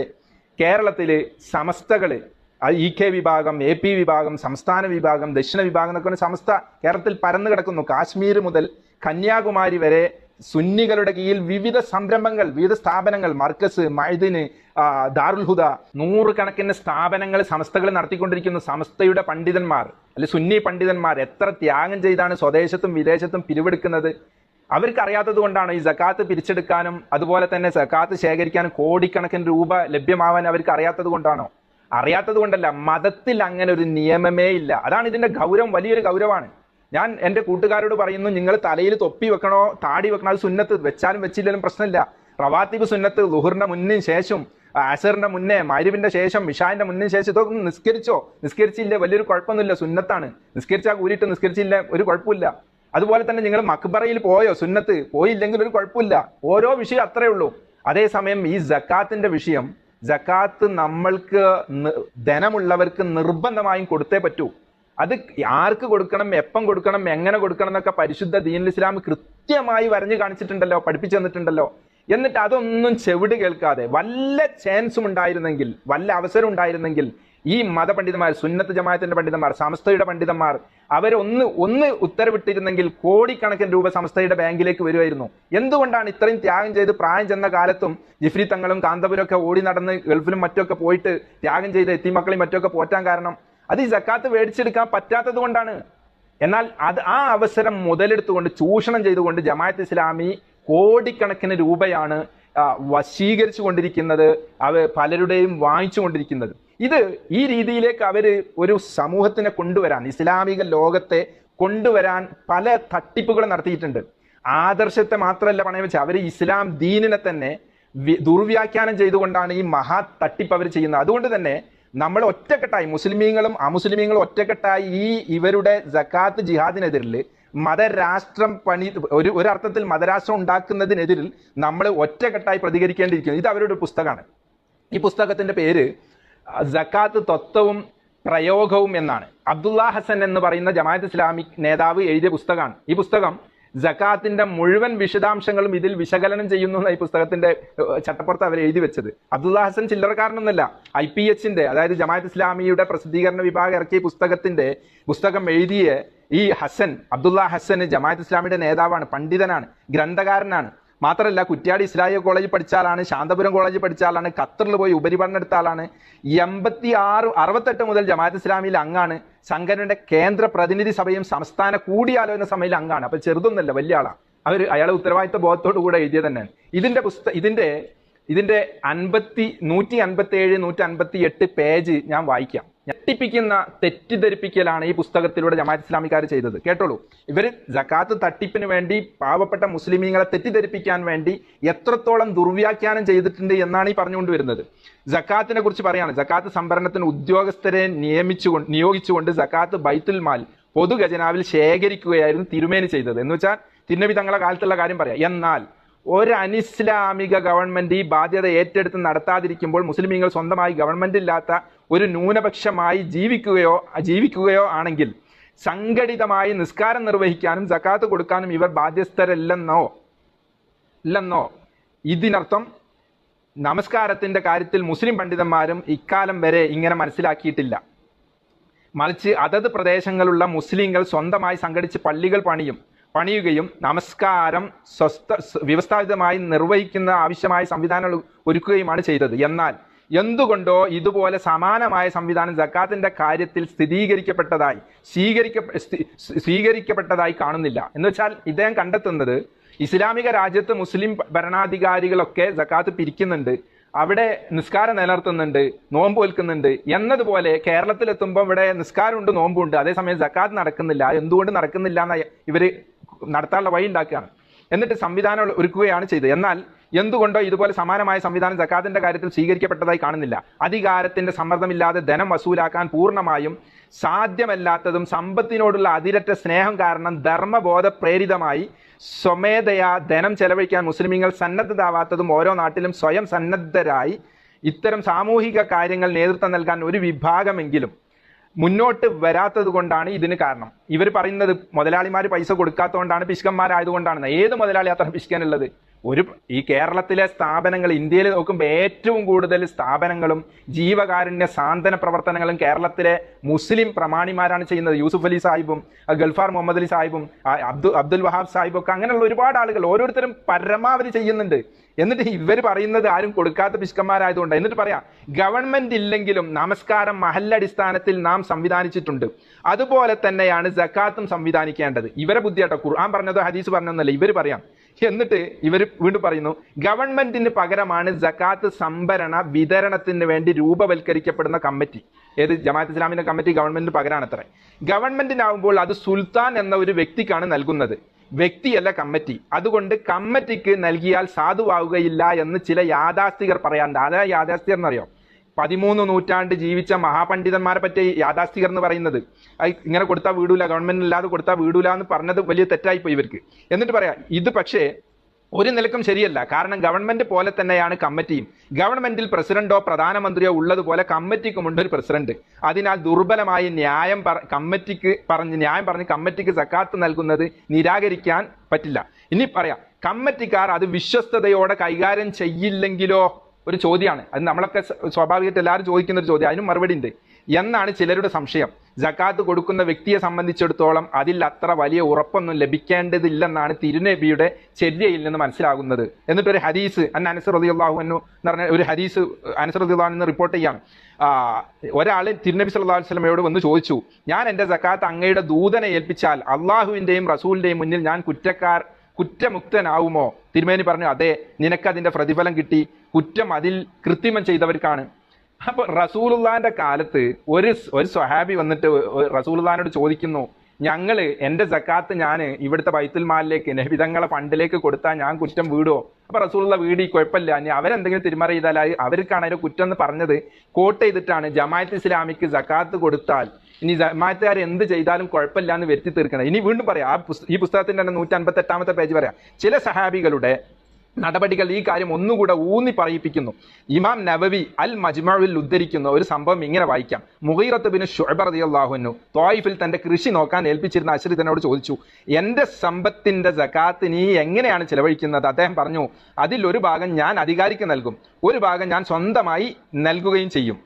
മുഗീർ റളിയല്ലാഹു അൻഹു ചോദിച്ചു, എന്തിനാണ് നീ അങ്ങനെ ചെയ്യുന്നത്? അദ്ദേഹം പറഞ്ഞു, അവർ അതുകൊണ്ട് ഭൂമി വാങ്ങിക്കുകയും, ആര്? അധികാരികൾ. ഒരു സ്വഹാബിന്റെ കാലത്തുള്ള സംഭവം കേട്ടോ. അധികാരികൾ ഭൂമി വാങ്ങുകയും പെണ്ണ് കെട്ടുകയും ഒക്കെ ചെയ്യുകയാണ്. അത് മുഗീറ പറഞ്ഞു, അത് അധികാരികൾക്ക് തന്നെ നൽകുക, കാരണം അള്ളാഹുവിന്റെ റസൂൽ അത് അവർക്ക് കൊടുക്കാനാണ് നമ്മളോട് കൽപ്പിച്ചിട്ടുള്ളത്. എന്ന് വെച്ചാൽ ഒരു വലിയ മഹാൻ അദ്ദേഹത്തിന്റെ തോട്ടത്തിൽ നോക്കാൻ വേണ്ടി ഒരാളെ ഏൽപ്പിച്ചു, തോട്ടം നോക്കാൻ വേണ്ടി സക്കാത്ത് കൊടുക്കാൻ അയാളെ ഏൽപ്പിച്ചത്. ഒരിക്കൽ വന്നിട്ട് ചോദിച്ചു, നിങ്ങള് ഈ സക്കാത്ത് എന്താ ചെയ്യാറുള്ളത്? അപ്പൊ ആ തോട്ടം നോക്കുന്ന ആൾ പറഞ്ഞു, കുറച്ച് ഞാനെടുക്കും, കുറച്ച് അധികാരിക്ക് കൊടുക്കും. അപ്പൊ മുഗീർ റളിയല്ലാഹു അൻഹു എന്ന ഈ സ്വഹാബി പറയാണ്, നിങ്ങൾ അങ്ങനെയല്ല ചെയ്യേണ്ട, മുഴുവൻ അധികാരിക്ക് കൊടുത്തോളൂ. അത് കൊടുക്കാത്തതിന്റെ കാരണം എന്താ? അവർ ഭൂമി വാങ്ങിക്കുന്നതും കല്യാണം കഴിക്കുന്നതൊക്കെ ഇസ്ലാമിക ഗവൺമെന്റ് ആവുമ്പോൾ അതിന് ചില പരിധിയും പരിമിതിയും ചെലവാക്കുന്ന വിഷയം റൂട്ടൊക്കെ ഉണ്ടാവും. സ്വഹാബത്തിന്റെ കാലാണ്. ആ ഹദീസും ഈ ജമാഅത്ത് ഇസ്ലാമിക്ക് സക്കാത്ത് ഫണ്ട് പിരിക്കാനുള്ള എന്ത് യോഗ്യതയല്ല അതും ഇതും വെച്ചിട്ട്. സക്കാത്ത് ജമാഅത്ത് ഇസ്ലാമി എന്തോ ചെയ്തോട്ടെ, അത് ചോദിക്കാൻ അധികാരമില്ല, അവർക്ക് തന്നെ കൊടുക്കണം എന്ന് പറഞ്ഞുകൊണ്ട് തന്നെ വീണ്ടും പറയാണ്, വീണ്ടും ഹദീസുകളൊക്കെ കോട്ടി മാറ്റി അദ്ദേഹം കൊണ്ടുവരികയാണ്. മറ്റൊരു റിപ്പോർട്ടിൽ ഇങ്ങനെ കാണാം, സഹൽ ബിൻ സഅദ് തന്റെ പിതാവിൽ നിന്ന് ഉദ്ധരിക്കുന്നു. അദ്ദേഹം പറഞ്ഞു, സക്കാത്ത് ബാധകമാവുന്ന അത്ര സമ്പത്ത് ഒരിക്കൽ എന്റെ കയ്യിൽ ഒരുമിച്ച് കൂടി ഞാൻ അത് തനിച്ച് വിതരണം ചെയ്യുകയോ അതല്ല അധികാരികൾക്ക് കൊടുക്കുക, അധികാരിയാണ് ഇസ്ലാമിക ഗവൺമെന്റ്, അധികാരികൾക്ക് കൊടുക്കുകയോ ഏതാണ് വേണ്ടതെന്ന് സഅദ് ബിൻ അബി വഖാസ്, എല്ലാവരും സ്വഹാബി കേട്ടോ, നിങ്ങൾ കേട്ടോളൂ ഓരോ സ്വഹാബത്തിന്റെ പേരും. ഇബ്നു ഉമർ റളിയല്ലാഹു അൻഹു, ഉമർ റളിയല്ലാഹുവിന്റെ മകനാ. അബൂ ഹുറൈറ റളിയല്ലാഹു അൻഹു, റസൂലുള്ളാഹിന്റെ ഈ സക്കാത്തിന്റെ മുതലൊക്കെ എപ്പോഴും സൂക്ഷിക്കുന്ന മഹാനാണ്. ഇങ്ങനെ അബൂ സഈദുൽ ഖുദരി റളിയല്ലാഹു അൻഹു തുടങ്ങിയവരോടൊക്കെ ചോദിച്ചു നോക്കി, അവരോടൊക്കെ ചോദിച്ച് എന്താ ചെയ്യേണ്ടത്. അപ്പോ ഞാൻ പറഞ്ഞു, ഈ അധികാരികൾ ചെയ്യുന്നത് നിങ്ങൾ കാണുന്നുണ്ടല്ലോ. ഞാൻ പറഞ്ഞു, ആർക്കാ കൊടുക്കേണ്ട? അധികാരികൾ ചെയ്യുന്ന നമ്മളൊക്കെ കാണുന്നതല്ലേ. അപ്പോ അവർക്ക് തന്നെ കൊടുക്കണമെന്നാണ് ഇവരൊക്കെ പറഞ്ഞത്, ഈ സ്വഹാബത്തൊക്കെ പറഞ്ഞത്. അതൊന്നും കുഴപ്പമാക്കണം, നീ അവിടെ തന്നെ കൊണ്ടുപോയി കൊടുത്തോ. എന്നിട്ട് വീണ്ടും പറയാണ്, മൗദൂദി ഈ പുസ്തകത്തിൽ പറയാണ്, ജമാഅത്ത് ഇസ്ലാമിക്കാരൻ, അധികാരികൾ കള്ളു കുടിച്ചാലും, കേട്ടോണേ, ജമാഅത്ത് ഇസ്ലാമിക്കാരെ എഴുതി വെച്ച പരിപാടി അതൊക്കെ, അധികാരികൾ കള്ളു കുടിച്ചാലും സക്കാത്ത് അവർക്ക് തന്നെ നൽകണമെന്ന് ഇബ്നു ഉമർ ഫത്വ നൽകിയതായി ബൈഹഖി പ്രബലമായ പരമ്പരയിലൂടെ റിപ്പോർട്ട് ചെയ്തത് ഇമാം നവവി ഉദ്ധരിക്കുന്നു. അതിനാൽ അതിദുർബലമായ ന്യായങ്ങൾ പറഞ്ഞ് ഇന്നിപ്പോൾ കേരളത്തിന്റെ നാനാഭാഗങ്ങളിലും ശക്തി പ്രാപിച്ചു വരുന്ന സംഘടിത സക്കാത്ത് വിതരണ സംരംഭങ്ങളെ നിരുത്സാഹപ്പെടുത്തുന്നത് മിതമായി പറഞ്ഞാൽ സമുദായ ദ്രോഹമാണ്. എല്ലാവരും കേട്ടോളനെ. അധികാരികൾ കള്ളുകുടിച്ച്, എന്നീ ജമാഅത്ത് പിരിക്കുന്ന ജമാഅത്ത് ഇസ്ലാമിക്കാരനെ ന്യായീകരിക്കുകയാണ്. ഇവർ കള്ളു കുടിച്ചാലും, ഇവർ ഖാലിദ് മൂസ പറഞ്ഞ പോലെ വെട്ടി മാറ്റിയാലും കട്ട് മാറ്റിയാലും അതൊന്നും ചോദിക്കാൻ പറ്റില്ല, അതിന്റെ പേരിലൊന്നും സക്കാത്ത് മുടക്കാൻ പറ്റില്ല. മുടക്കുന്നത് മിതമായി പറഞ്ഞ സമുദായ ദ്രോഹമാണല്ലോ. എവിടുന്നാണ് ഇവരൊക്കെ ഇതൊക്കെ പഠിച്ചത്? നിങ്ങൾ ചിന്തിക്കണം. ഇസ്ലാമിന്റെ മുസ്ലിമീങ്ങളെ സമ്പത്ത് കോടിക്കണക്കിന് രൂപ ഇവർ 2000 സക്കാത്ത് സെല്ല് രൂപീകരിക്കുമ്പോൾ, ഇവരുടെ ഹിറ സെന്ററിൽ വെച്ച് രൂപീകരിക്കുമ്പോൾ ഇവർക്ക് ആ വർഷം തന്നെ 5.5 ലക്ഷം രൂപ കിട്ടി. ജമാഅത്ത് ഇസ്ലാമിക്കാരെ സക്കാത്ത് വേറെ തന്നെ ഉണ്ടോ? നമ്മൾ നേരത്തെ പറഞ്ഞു, അവരെ സക്കാത്ത് വേറെ തന്നെയാണ്, അവർ വേറെ ആർക്കും കൊടുക്കൂല, അവരെന്നെ തിന്നലാണ്. ഇനി മറ്റുള്ളവരത് അവർ മേടിച്ചതാണ് ഈ 5.5 ലക്ഷം. 10 വർഷം കഴിഞ്ഞപ്പോഴേക്ക് 2000 തുടങ്ങിയത് 2012 ആയപ്പോഴേക്ക് 1,80,00,000 ഒരു വർഷത്തിൽ അവർക്ക് കിട്ടി, ഒറ്റ വർഷം. 2013 ആയപ്പോഴേക്ക് 3 കോടി രൂപ, അവരുടെ ഉത്തരവാദിത്തപ്പെട്ട കണക്കാണ്, 3 കോടി രൂപയാണ് ഇപ്പൊ ഇത് ഈ സംഘം ഉണ്ടാക്കി 10 വർഷം ആകുമ്പോഴേക്കും ഉണ്ടായി. ഇപ്പം കിട്ടുന്നത് കോടികൾ. അപ്പോൾ 4 വർഷം മുന്നേ അവർ സക്കാത്ത് സമ്മേളനം നടത്തിയപ്പോൾ കൊടുത്ത കണക്ക്, സക്കാത്ത് ശേഖരിക്കുന്ന പല സംഘടന കൂടി ശേഖരിക്കുന്നത് 150 കോടിയാണ് ഇത്ര ഒരു വർഷത്തിൽ. അത് അത്ര പോരാ, 10% ആയിട്ടുള്ളൂ. 1500 കോടി ഒരു വർഷം എല്ലാവരും കൂടെ ശ്രമിച്ചാൽ, ഒന്നും കൂടെ ആട്ടിപ്പിടിച്ചാൽ കിട്ടുന്നാണ് സക്കാത്ത് സമ്മേളനത്തിൽ ഇവർ എറണാകുളത്ത് നിന്ന് പുറത്തു വിട്ട കണക്ക്. 1500 കോടി എന്ന് പറഞ്ഞാൽ അത്രയും കോടികളുള്ളവർക്ക് എന്തും ചെയ്തൂടെ? അത്രയും കോടികൾ കൈ കിട്ടുമ്പോൾ ഗൾഫ് പോകണ്ട, പിരിവിന് പോകണ്ട, എങ്ങോട്ട് പോകണ്ട, ഇസ്തിരി ചുളിയണ്ട, ഇവർക്ക് മാധ്യമം നടത്താൻ പറ്റും, എന്തും നടത്താൻ പറ്റും. ഖാലിദ് മൂസ പറഞ്ഞാൽ മാധ്യമത്തിലൊക്കെ എന്ത് അഴിമതി നടന്നാൽ എന്താ കുഴപ്പം? ലക്ഷം കോടികളല്ലേ വന്ന് വീകുന്ന. ഒരു 1-2 അക്കൗണ്ട് ഇങ്ങനെ തുറന്നു വെച്ചിട്ട് ഇട്ടോളി എന്ന് പറയും. സുന്നികൾ ഭീഷണിയില്ല, അവർ വാങ്ങിക്കുന്നില്ല, മറ്റുള്ള സംഘടന മേടിക്കുന്നില്ല, മറിച്ച് ഒരാളും മേടിക്കുന്നില്ല. പ്രളയം ഉണ്ടായപ്പോൾ അല്ല മറ്റുണ്ടായപ്പോഴൊക്കെ ഓരോ സംഘടനകൾ ഞങ്ങൾ 10 കോടി ഉണ്ടാക്കും, ഞങ്ങൾ 1000 വീടുണ്ടാക്കും, 500 വീടുണ്ടാക്കും എന്നൊക്കെ ജമാഅത്തിന്റെ അമീറും ചാടി വീണ് ഞങ്ങളും ഉണ്ടാക്കും എന്ന് പറഞ്ഞപ്പോൾ ഇത് പിരിച്ചിട്ടുണ്ടാക്കണമല്ല. പാവപ്പെട്ട മുസ്ലിമീങ്ങൾക്ക് കിട്ടേണ്ട സക്കാത്ത് സമ്പത്ത് കൊള്ളയടിച്ചിട്ട് ഞങ്ങളത് ചെയ്തോളാന്ന് അതിന്റെ ആകത്തുക.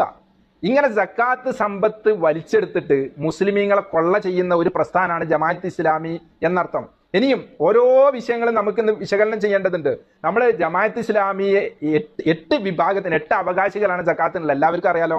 ഒന്ന് ഫക്കീറാണ്, മിസ്കീനാണ്, മറ്റൊന്ന് കടക്കാരനാണ്, പുതുമുസ്ലിമാണ്, അതുപോലെ തന്നെ അടിമത്തത്തിനെ മോചിപ്പിക്കാനാണ്, യോദ്ധാക്കൾ മുസ്ലിം യോദ്ധാക്കൾക്കാണ്, സക്കാത്തിന്റെ ജോലിക്കാർക്കാണ്, അതുപോലെ യാത്രക്കാർക്ക്, ഇങ്ങനെ 8 വിഭാഗമാണ്. അതേസമയം ഇന്ന് ആധുനിക പണ്ഡിതന്മാർ എണ്ണിയത് ആ 8 വിഭാഗം ഇല്ല, 4 വിഭാഗമേ നാട്ടിലൊക്കെ ഉള്ളൂ. അതിൽ പലരും ഇല്ല.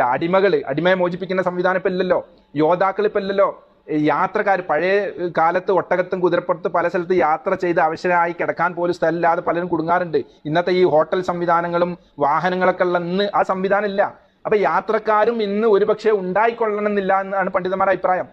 അപ്പൊ ഉള്ള 4 വിഭാഗത്തിന് ഓഹരി വെച്ച് കൊടുക്കേണ്ട, അതും അവനവന്റെ നാട്ടിൽ അവനവന്റെ പരിസരത്ത് കൊടുക്കേണ്ട പണം ഈ ജമാഅത്തെ ഇസ്ലാമിക്കാർ വസൂലാക്കി കൊണ്ടുപോയിട്ട് അവരെ ബാങ്കിൽ ഇടിക്കുന്നതിന് ഇസ്ലാമികപരമായി ഇവരാരാണ്? ഇവരെന്ത് ഖലീഫയാണ്? ഇവരാരാണ് മുസ്ലിമീങ്ങളെ ചുമതലയേൽപ്പിച്ചത്? ഇവരെ ആരാണ് ഇസ്ലാമിക ഭരണാധികാരികളെ ഏൽപ്പിച്ചത്? ഓരോരുത്തരും ഓരോ രീതി. ചേകനൂരും പറഞ്ഞത് ഖുർആൻ തന്നെയാണ്, ഹദീസ് തന്നെയാണ്. അയാളെ ബുദ്ധിക്കനുസരിച്ച് പറഞ്ഞു നിസ്കാരം 3 വക്തേ ഉള്ളൂ, സുബി തന്നെ സൂര്യനെ ഉദിച്ചിട്ടാ വേണ്ടത്. അയാൾക്കും കിട്ടി കുറച്ച് ആളുകളെ. ഖാദിയാനി, മിർസാ ഗുലാം അഹമ്മദ് ഖാദിയാനി വന്നിട്ട് അയാൾ കാഫിർ, അയാളും കുറെ ഖുർആനൊക്കെ ഓതി കുറെ വിഷയമൊക്കെ പറഞ്ഞ അയാൾ നബിയാണെന്നൊക്കെ പറഞ്ഞ് രംഗത്ത് വന്ന് അയാൾക്കും കിട്ടി കുറെ ആളുകളെ. ഇപ്പുറത്ത് വന്നിട്ട് ഷിയാക്കളെ കുറിച്ച് കഴിഞ്ഞ ഒരു വിഷയത്തിൽ പഠിച്ചു നോക്കിയ 14 വിഭാഗമുണ്ട്. അവരും ഖുർആനാണ് ഓതുന്നത്. ഇപ്പോഴത്തെ നമ്മളെ ഖുർആൻ യഥാർത്ഥ ഖുർആനല്ല, ഫാത്തിമ ഖുർആൻ എന്ന് പറഞ്ഞൊരു ഖുർആൻ ഉണ്ട്.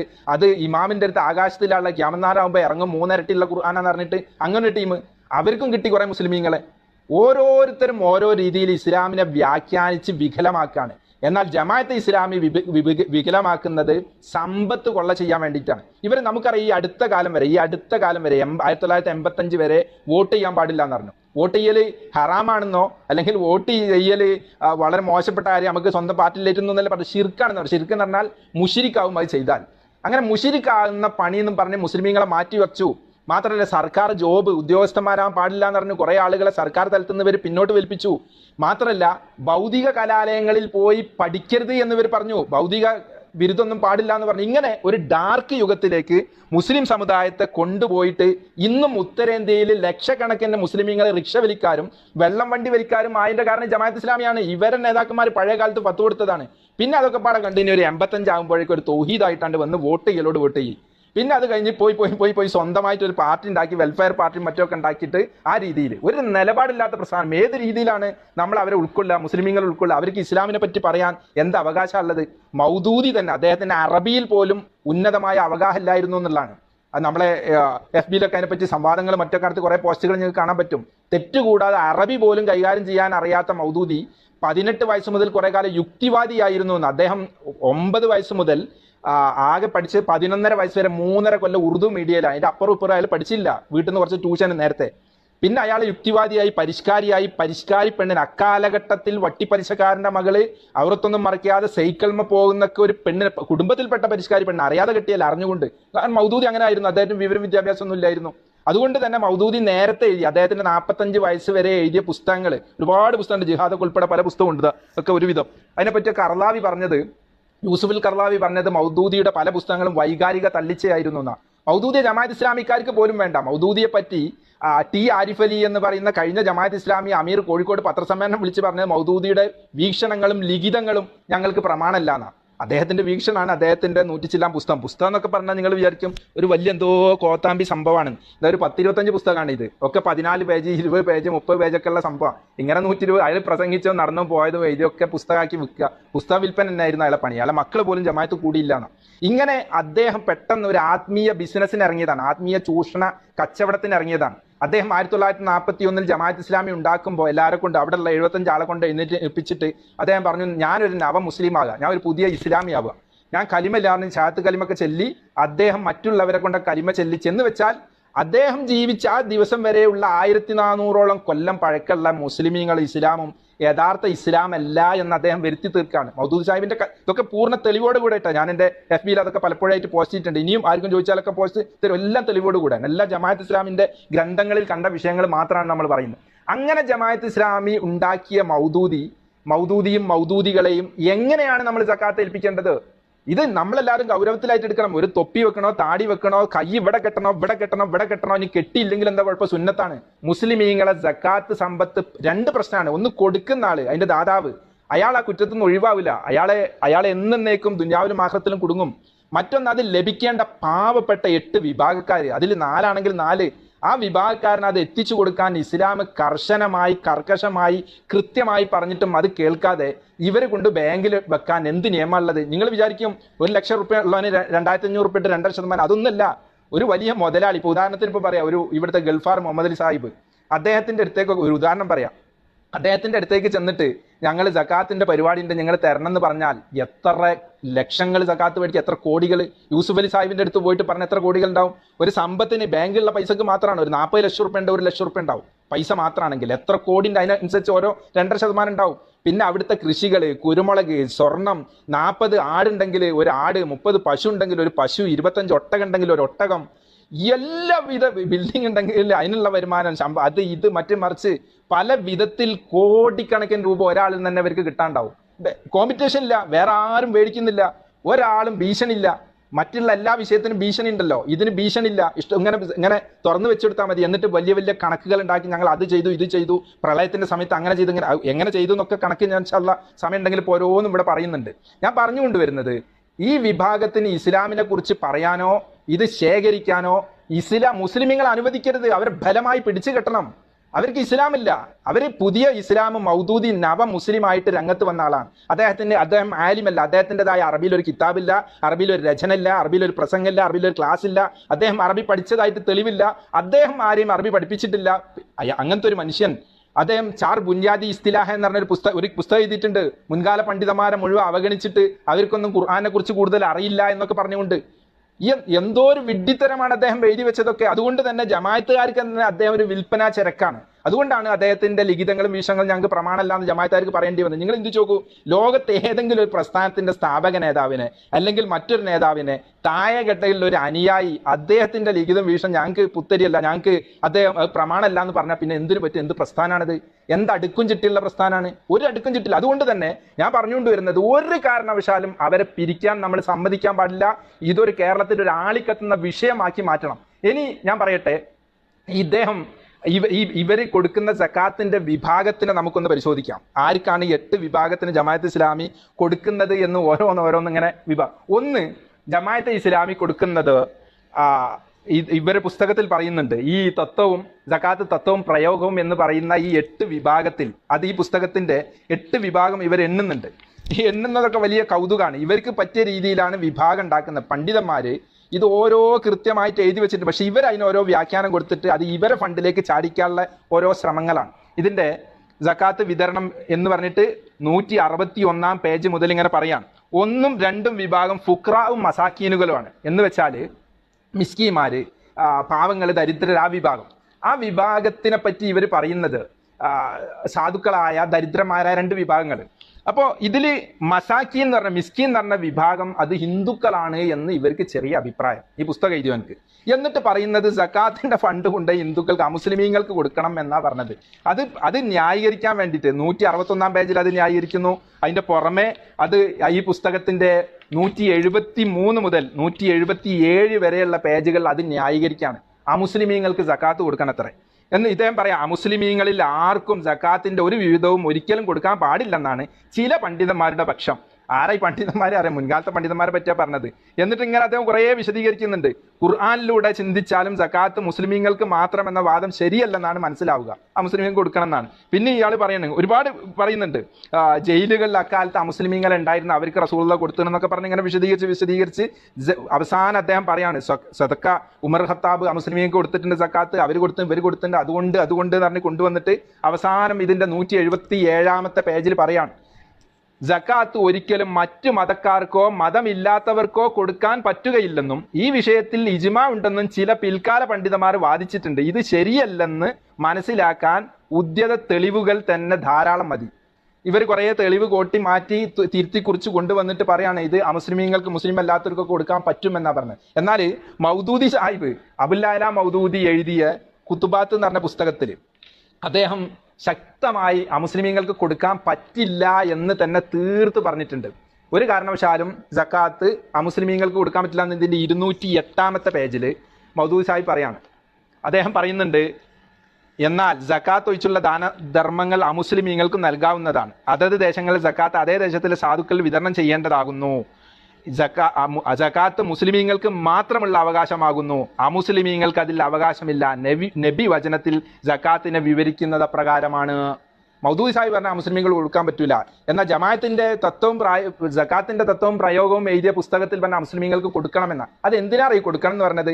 അങ്ങനെ ഒരു പ്രസ്ഥാനം ഉണ്ടല്ലോ, ഏത് ഹരിജന ഗിരിജന പട്ടിക പിന്നോക്ക ദളിത് വിഭാഗത്തിന് എവിടെങ്കിലുമൊക്കെ ഒരു 4/4 കൊടുത്ത് ഫോട്ടോ എടുത്ത് മാധ്യമത്തിലും മീഡിയത്തിലും കൊടുത്തിട്ട് ഞങ്ങൾ മതേതര കക്ഷികളാണ് എന്ന് വരുത്തി തീർക്കാൻ, വെൽഫെയർ പാർട്ടിക്ക് ഒരു അഡ്രസ്സും വോട്ടും ഒക്കെ ഉണ്ടാക്കാൻ, ഇതിനു വേണ്ടിയിട്ടാണ് അമുസ്ലിമീങ്ങൾക്ക് കൊടുക്കണം എന്ന് പറഞ്ഞത്. അമുസ്ലിമീങ്ങൾക്ക് സകാത്ത് കൊടുക്കാൻ ഒരു മൂക്ക് താഴോട്ടുള്ള ഒരു പണ്ഡിതൻ പറയില്ല. ഇവര് വ്യാഖ്യാനിച്ച് ഇസ്ലാമിന്റെ സകാത്ത് പാവപ്പെട്ട മുസ്ലിമീങ്ങളെ സമ്പത്ത് കൊള്ളടിക്കാൻ വേണ്ടി തട്ടിപ്പുണ്ടാക്കുകയാണ്.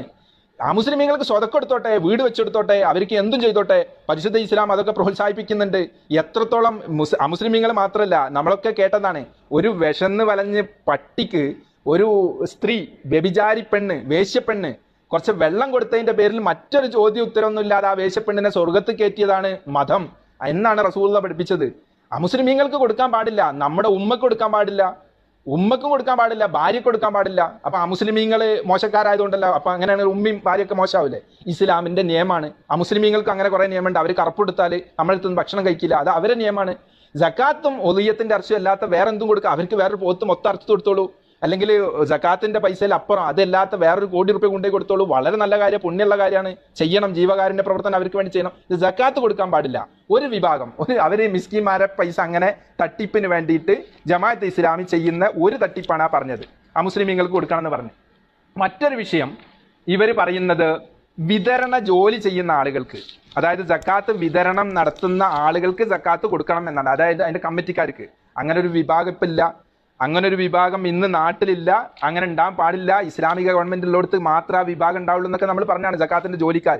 എന്നാൽ ആ വിഭാഗത്തിന് കൊടുക്കണം എന്ന് ആ വിഭാഗം ആരാണ് എന്നൊക്കെ കൃത്യമായി പുസ്തകത്ത് പറയുന്നുണ്ട്. സക്കാത്ത് ഗൈഡ് എന്ന് പറയുന്ന ജമാഅത്ത് ഇസ്ലാമിയുടെ IPHന്റെ ഡോക്ടർ A ഹലീം എഴുതിയ പുസ്തകത്ത് പറയാണ് സക്കാത്ത് ആർക്കൊക്കെ കൊടുക്കേണ്ടത്, അതിന്റെ ഓരോ വെട്ടിപ്പൊക്കെ ഇങ്ങനെ വിശദീകരിക്കേണ്ടത് ഇതിൽ. എന്നിട്ട് ഇവർ പറയാണ്, ഇതിന്റെ 56-ാമത്തെ പേജിൽ കൃത്യമായി ഇവർക്ക് ആരൊക്കെയാണ് സക്കാത്തിന്റെ ജോലിക്കാർ കേട്ടോളെ. 3-ാമത്തെ വിഭാഗമാണ് സക്കാത്തിന്റെ ജോലി. 8 വിഭാഗത്തിൽ 3-ാമത്തെ വിഭാഗമാണിത്. സക്കാത്തിന്റെ സംഭരണം നടത്തുന്ന ആൾക്ക് സക്കാത്ത് കൊടുക്കണം.